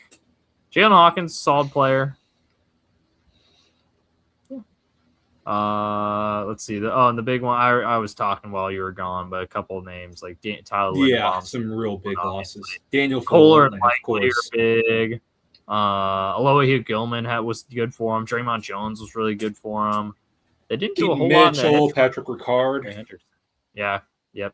Keaton Mitchell was a fun piece for him. Ardarius Washington didn't play last year, but he was really good for them the year before that. So Daniel Falele, huge loss. Most hated man in Baltimore. If you're just talking about size of person, that is a big loss. Outside of that, in the draft, obviously drafted Big Ione to start. Great player. No issue with that one. Zion Young, he's, I don't know. I wasn't the highest on Zion Young, but No, me neither. He's a rush end. He's the second round Jones replacement. Yeah. Jacoby Lane, I hated this pick. Everyone in Ravens camp is raving about him, which makes me even more convinced that he's going to be a bust, if I'm being 100% honest, because I always feel like there's a Ravens receiver that they're like, oh, yeah, this is the dude that's going to become Lamar's guy. And then they get to the regular season, and then they end up sucking, and then Ravens fans blame him instead of admitting that Lamar just can't get it done when it matters most. Anyways, Jacoby Lane, welcome to the Lamar wide receiver blame tour. You're next on the train. Elijah Surratt's interesting, productive player, just not very athletically gifted in my opinion, but not a bad player. Matt Hibner, whatever. Chandler Rivers I like as a nickel corner. We'll see what he develops into. Old Fen, Josh Cuevas. Oh, yeah. Like sleeve. Yeah, Adam Randall. Ryan Eckley, there's your Jordan Stout replacement. Rayshon Benny, one of the weirdest body types you'll see. Oh, God. Horrible. Yeah. And then, but he was at 250. It's whatever. And then Evan Bjornson. Once you get into like the 240s, 250s, you're basically like, these are UDFAs that I can like get dips on. That's all it is. So whatever. And then Evan Bjornson, who I feel absolutely nothing about, if I'm being honest. Their depth chart here, as we finish up the Baltimore eval. Oh, yeah, giving Zay Flowers that big deal, too. Forgot about that. Oh, yeah. Oh, we talked about that in the last one, I think. Oh, well, yeah. Just not during the Ravens segment, Oh, yeah, that's true. Good call. Or maybe I missed it. Yes, they did give Zay Flowers a huge deal. No, you're good. Lamar and Huntley is your 1 and 2, obviously, so that's still consistent from the past few years. Derrick Henry is your 1 with Justice Hill kind of being your spell back. They don't really have any other spell backs. I don't think Rasheen Ali or Adam Randall are to that level yet, but we'll see. You're starting through receivers, Rashad Bateman, Tez Walker, Zay Flowers. Tez Walker, everybody in Baltimore hypes him up, and he doesn't really do much for them, honestly, considering how much hype he gets. But that's Baltimore for you. Rashad Bateman, why is he even still there? I mean, he's publicly complaining about his role in the offense, like on Instagram. The fact that he's even still on the team is kind of hilarious. And then there's Zay Flowers. Surratt, Lane, and LeJohntay Wester here. Again, Lane I expect to start at some point, even if I don't think he's good. But shoot, it's good for me. It's good for me. On the offensive line, Ronnie Stanley, still kicking it at left tackle in year 11. Good for you, man. John Simpson brought back after a stint in New York, brought him back. Solid left guard. Ethan Posich, who when healthy was good in Cleveland. We'll see if he could stay healthy. Vega, who I know we both liked, and Big Roger, who was solid right tackle. Not amazing, but he's done his job there on the right side, On the defense line, you got Namdi Madubuike. Hopefully he's healthy. We'll see. Don't want to ever see a guy have his career shortened by neck injuries. So we'll see. Travis Jones, Broderick, more importantly than his career being shortened, his life being shortened, I think is a little bit more important if we're being honest. So just make sure you're taking care of yourself, Namdi. Travis Jones and Broderick Washington. Especially Travis Jones, very, very solid on the interior there. Broderick Washington, solid player as well. What's his name retired, though, right? Really big guy. Not Travis Jones. But, Pierce, right? Michael Pierce, yeah. Mike Pierce, yeah. Yes, he did. Probably played at like 360. Yeah. Edge rushers, Tavius Robinson, who's solid rotational edge rusher for him. He's going about to get more run here as a starter. Across from Trey Hendrickson, who will get less run as a starter because he's going to be hurt by week 4, if we're being honest with ourselves. Linebackers, Roquan Smith, who's fat and not good anymore, but he's still got a big name, so we got to talk about him. And Tay Buchanan, who I didn't think very much of as a prospect coming out of Cal. He had a nice little rookie season there in Baltimore, so he could be a piece for him going forward. Nate Wiggins is hurt right now, but it sounds like he's going to be fine. Awuzie and Humphreys, your other corners. Chandler Rivers, again, I expect to be a player for him. Keon Martin's a guy that Ravens camp they're talking about a lot. We'll see. He might end up being a guy. And your safeties, Malachi Starks and Kyle Hamilton. Not a bad safety combo with Jalen Hawkins as your safety 3. Can definitely do worse than that. That's for sure. And then kicker or specialist, Tyler Loop, of course. Oof. You've been great. Cost him a playoff spot. Cost Harbaugh's job, potentially. Yeah, probably. Well, yeah, it's funny that they both ended up losing their jobs. Right. Then Ryan Eckley, their rookie punter from Michigan State, we mentioned, and then Nick Morris, long snapper. And then that brings us to the games, where we got them at 4-2 as of right now. Wait, how are we at 4-2? Oh yeah, never mind. That math does add up. I was like, wait a second. Okay, so opening the season in Indianapolis. I think they win that one.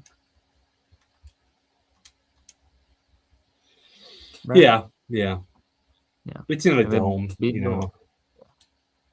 New Orleans. I'm losing to the Cowboys. Beat the Titans. Beat the Falcons. Yeah, beat the Titans. Beat the Falcons. Yep. Lose to the Bengals there. I think they lose to the Bills. I think they lose to the Jags. Sunday Night Football? No, it's a game. They lose to the Jags or beat the Jags? Lose. Oh, lose to the Jags. Interesting. I'm not going to complain about it. Home Thursday Night Football? Yep. All right. I guess not every team's going to win at home on Thursday Night Football, so that is true. Panthers. I think they'll beat the Panthers. I agree. Texans is interesting. Lose to the Texans. Yeah, I'll have to bye. Beat the Bucs after the bye. Yeah, I think they'll split the Steelers. Yeah, we'll give it to the home teams in both cases, which gets them to 11-6. You're welcome. Not quite cutting it, Baltimore. Yeah, that Jacksonville game was the difference. Well, if they win that game, do they win the division? Yeah, they do. Look at that. Oh, so they're gonna lose the Jags. Although we didn't. I literally told you this on the phone the other day. Like every year we hype up the Bengals, and every year they don't do much. Last year we didn't really hype up the Seahawks at all, and they won the Super Bowl. I said they'd make the playoffs. I think I said that. That's true. That's true. I think we both did. I said I expected them to be a playoff team. So, we did not think they'd be what they were. No. And that brings no one in the freaking world outside of that building did. And that brings us to probably the most boring, nondescript, chaotic team ever, the Pittsburgh Steelers. Look at all this just churn of mid. Yes. This team is so, like, when you compare them to, like, those mid to late 2010 Steelers teams that were, like, the Killer Bee years. Like, it's just so much drama. The days of our Steelers. Yeah. I mean, and there's still drama. But it's like, but at least those teams intimidated you. Yeah, you were scared to play AB. You saw the Steelers on your schedule, and you were like worried a little bit. Now it's like, yeah, they'll win a handful of games, but they're not going to win anything of note. Like no one thinks the Steelers are going to win the Super Bowl. No, absolutely not. So, anyways, we'll get into it. Steelers big loss, Skylar Thompson. Kenneth Gainwell was actually a nice RB2 for him last year, but they improved there with Rico Dowdle. Calvin Austin was a solid receiver. He was. But they replaced him with Jeremy Bernard. Scott Miller, I didn't even remember being on the team. Adam Thielen retired. Scott Miller, not Scotty. Oh, sorry, Scott. He's formal now. Scott. He's a man. MVS He's a went to man the now. Cowboys. He's man. He goes by Scott. Connor Hayward ditched his brother, which tells you that I think this is probably Cam Hayward's retirement tour season. Yeah. He went to the Raiders. Donald Parham, Johnny Smith. Johnny Smith, disappointed to find out you cannot transfer back to college. Maybe. Well, he might have the extra eligibility. He might have the extra. You're right. He might. Andrews Pete was still in the league, man. That's crazy. He literally just retired like last week. What a bust. Yeah. He had some good years in New Orleans. Oh, okay. Stanford homerism right there. He was a Pro Bowler at one point. Really? Okay. Yeah. I am a homer though. Max Sharping's terrible. Isaac Pitimalo, that's a big loss. He's a good guard for them. Was it Loudermilk, Daniel Trey Flowers was on? I didn't know Trey Flowers was the Steelers. I'm not gonna lie. James Pierre turned his second stint with the Steelers into a nice contract with Minnesota. Didn't realize Chuck Clark was with the Steelers. He left. Kyle Duggar, I didn't know what the Steelers went to because he had a pick six against the Bengals, and now he's with the Bengals. Miles Killebrew, special teams demon, went to Tampa. Jabril Peppers, I had no idea was with the Steelers. No teams picked him up yet.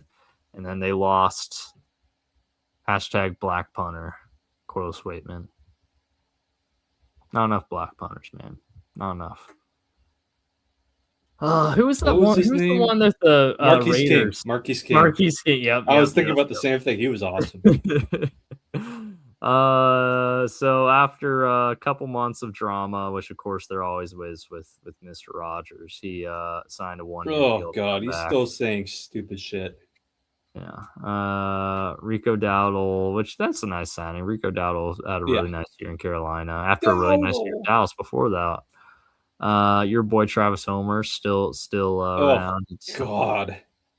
Trade for Michael Pittman, which he's fun. He's a good player. Probably not as good as he was when he signed that contract in Indy. Kind of got replaced by Alec Pierce as their wide receiver one, but still a good player. Bobby Tonyan reuniting with Aaron Rodgers. Darnell Washington got a 5-year deal, which nice, good for you, man. Jack Driscoll, Ryan McCollum, Cam Hayward signed a new 2-year deal, but again, he's not going to be. I think this is a retirement tour. I think this is the last year. Seabass, Joseph Day signed with them as well. What I thought for a second though was I was like, Sebastian Janikowski, he's still in the league. Every time I see Sebastian, I call him Seabass, even if it's not Janikowski. But you're right. That Seabass was trademarked to Janikowski. So I like how Isaiah Loudermilk signed with the Vikings is listed as a acquisition. We love AI. Yeah. Well, and it just gets into I brought this up when you were when you were letting nature call, but they listed Ardarius Washington as a loss for the Ravens, which it was, but they say he went to the Commanders, which he very much did not. He went to the Giants. Yep. They're right. Reunited with Denard Wilson. Jamin Davis, former first rounder. Yeah, that was crazy. The classic, how you know a dude's trash if when they sign you just always listed as former first rounder.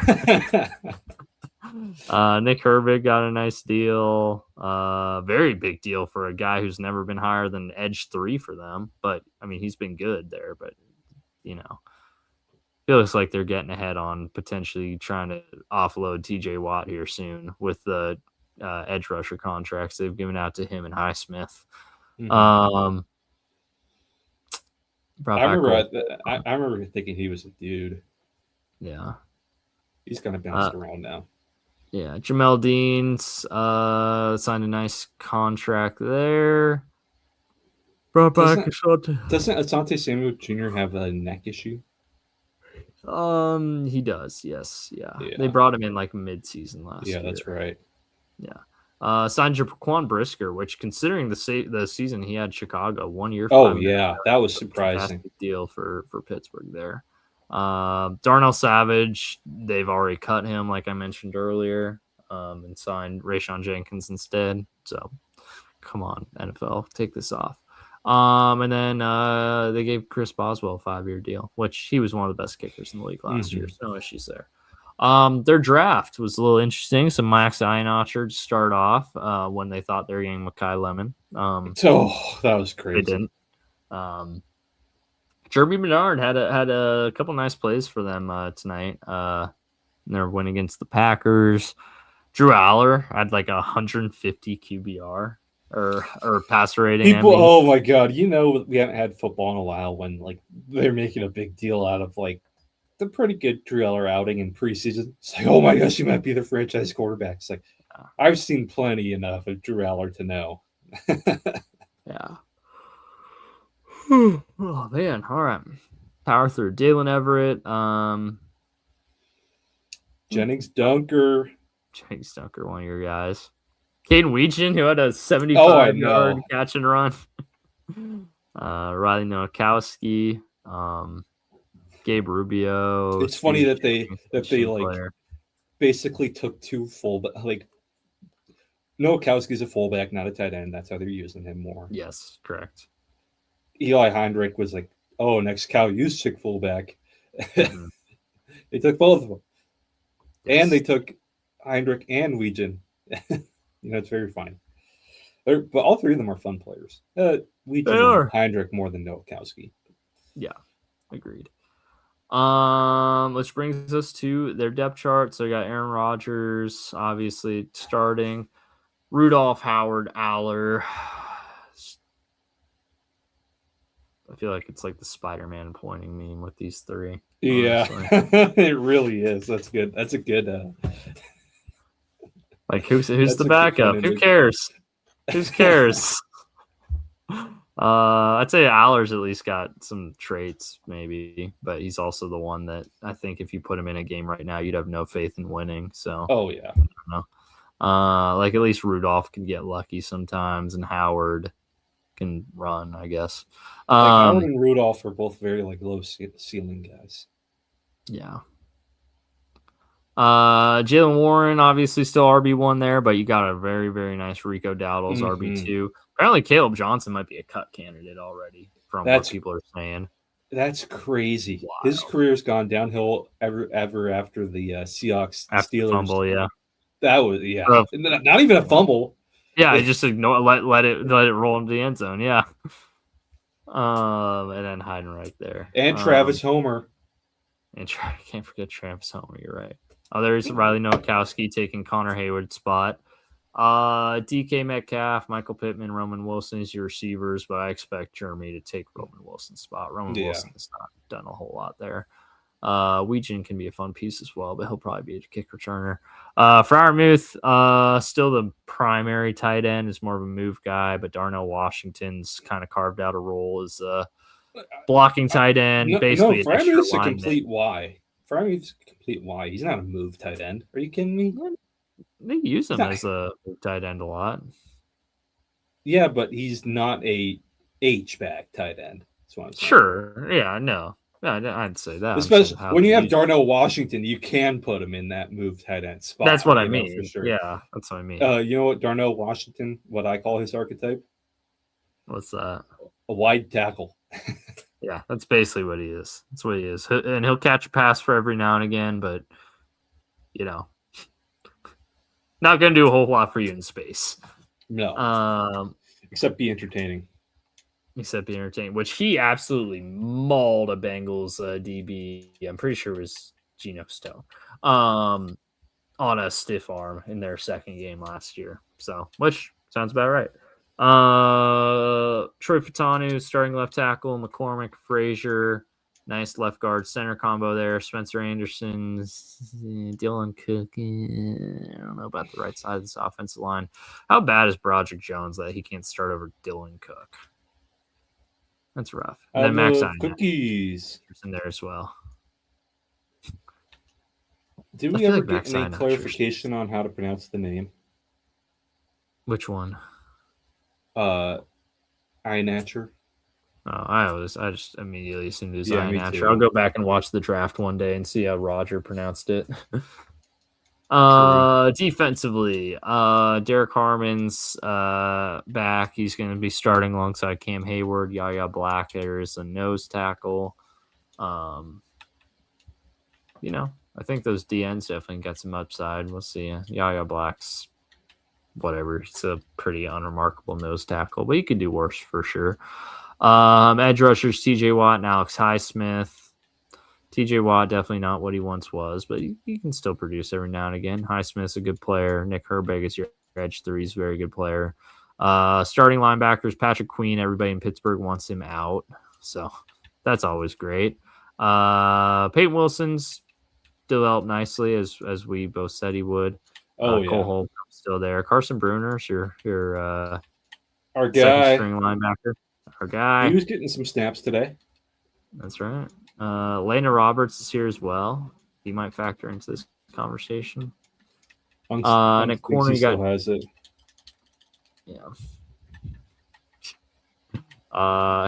Hey, this whole Steelers team is all about unks who think they still have it. Corner, including the head coach, to be clear. Corner, Joey Porter and Jamel Dean on the outside, Jalen Ramsey in the nickel. He also played a little bit of safety for him last year and actually was going a lot better than being an outside corner. Jaquan Brisker, again, nice addition. Jack Henderson, second string safety, interesting. Got college free agent as your second string free safety. Whoa. Interesting. Okay. Deshaun Elliott is a nice player for them, and then Spears Jennings, who's your 7th round pick, is your second string strong safety. So they're kind of interesting choice, Cotton. Let's see if it pays off. Yeah. Hopefully there's not an injury in your safety room in Pittsburgh, because that could go poorly in a hurry. And then kicker again, Boswell's one of the best. Johnston's great punter as well, and then Christian Kuntz still there. All right, Steelers. Week 1, they haven't lost to the Falcons in like 20 years. I don't think that stops. Really, that's crazy. Yeah, I don't think that ends this year. I do think those are the Patriots in week 2. Okay, I'm cool with that. Yeah, Colts short. On a mini bye. At home. I'd give it to Pittsburgh. Yeah. What time of year is it? Is it still hot in Tampa on October 18th? It's hot in Tampa year round for northern teams. I remember going to playing at Tampa in like 2017 in like December, and our guys were gassed. It's the humidity, which is the thing that gets you down there. I might lean Tampa in this one. They get the mini bye, the humidity. Yeah, I'm cool with that. Yeah. Steelers, Saints in they go to Petty. This one's interesting, actually. I can see the Saints pulling an upset here. Terrible toilet. Toilet terrible. I don't know. This is interesting. You could convince me of either side of this. Like, obviously, I think the Steelers are probably a little bit more established, but this could be like a statement game for New Orleans. I like that. Yeah, let's do it. All right. We have like 6 straight games now picked, so we're entering the part of season previews where we start running out of games to pick. Home against Houston, wild card rematch on Sunday night. I got the Texans. I agree. Monday night football at Jacksonville. Yeah, I think the Jags there. They haven't lost to the Panthers in like 20 years. Yeah, either. give me the Steelers. That stops, especially in late December in the day cold. After Christmas. Yeah. Tennessee's interesting. I don't know. I'm not saying Tennessee's good, but Steelers always lose a game like this. Yeah, absolutely. So, yeah, no, I'm cool with giving it to the Steelers. You mean Titans? Or yeah, Titans. That gets them to 7-10. Not like surprising to me, honestly. Not crazy surprising, no. Maybe I'm just so used to the Mike Tomlin Steelers that always have to be like 9-8 or better. That feels disappointing. But if you look at the roster, which obviously we just did, this feels about right. This is not an easy schedule either. Like, this was not a good year to get a first place schedule, considering the holes in the team. Also, look, we picked the home team in every single game except one. That's crazy. It probably won't end up looking like that when it's all said and done, but it's just kind of funny how that worked out. Well, there you go. So our AFC North standings are Cincinnati at 12-5, Baltimore 11-6, Pittsburgh at 7-10, and Cleveland at 5-12. Honestly, those look pretty good. Those look like that pretty realistic. I think it's pretty realistic. Yeah, I think we did a good job with this one. So that is it. Let's see. Our next episode here, as we close up shop, our next episode is the AFC South. Everybody's favorite division. And then, so for the last episode, we'll probably combine the two. We'll probably combine AFC East and AFC South. Yeah. Which would be good. It'll be good that they're in different conferences, that both playoff pictures are finalized on the same. Oh, episode. yeah. So that'll be good. So that is it for this edition of the West Coast Draft Podcast. It was a fun one as always. We broke 2 hours, which I think we knew this one would break 2 hours. Oh, yeah. We started early because there was so much fun stuff to talk about. Absolutely. Well, like I said, fun as always. Any closing thoughts, Mr. Jokinen? If one of us, I have something good for this one. If one of us has preseason football, all of us has preseason football. If one of us to collect, all of us to collect. If one of us subscribe, all of us subscribe. Thanks for watching. Drive safe, folks. And when you get background music, you always play it out. Let's go. Let's go.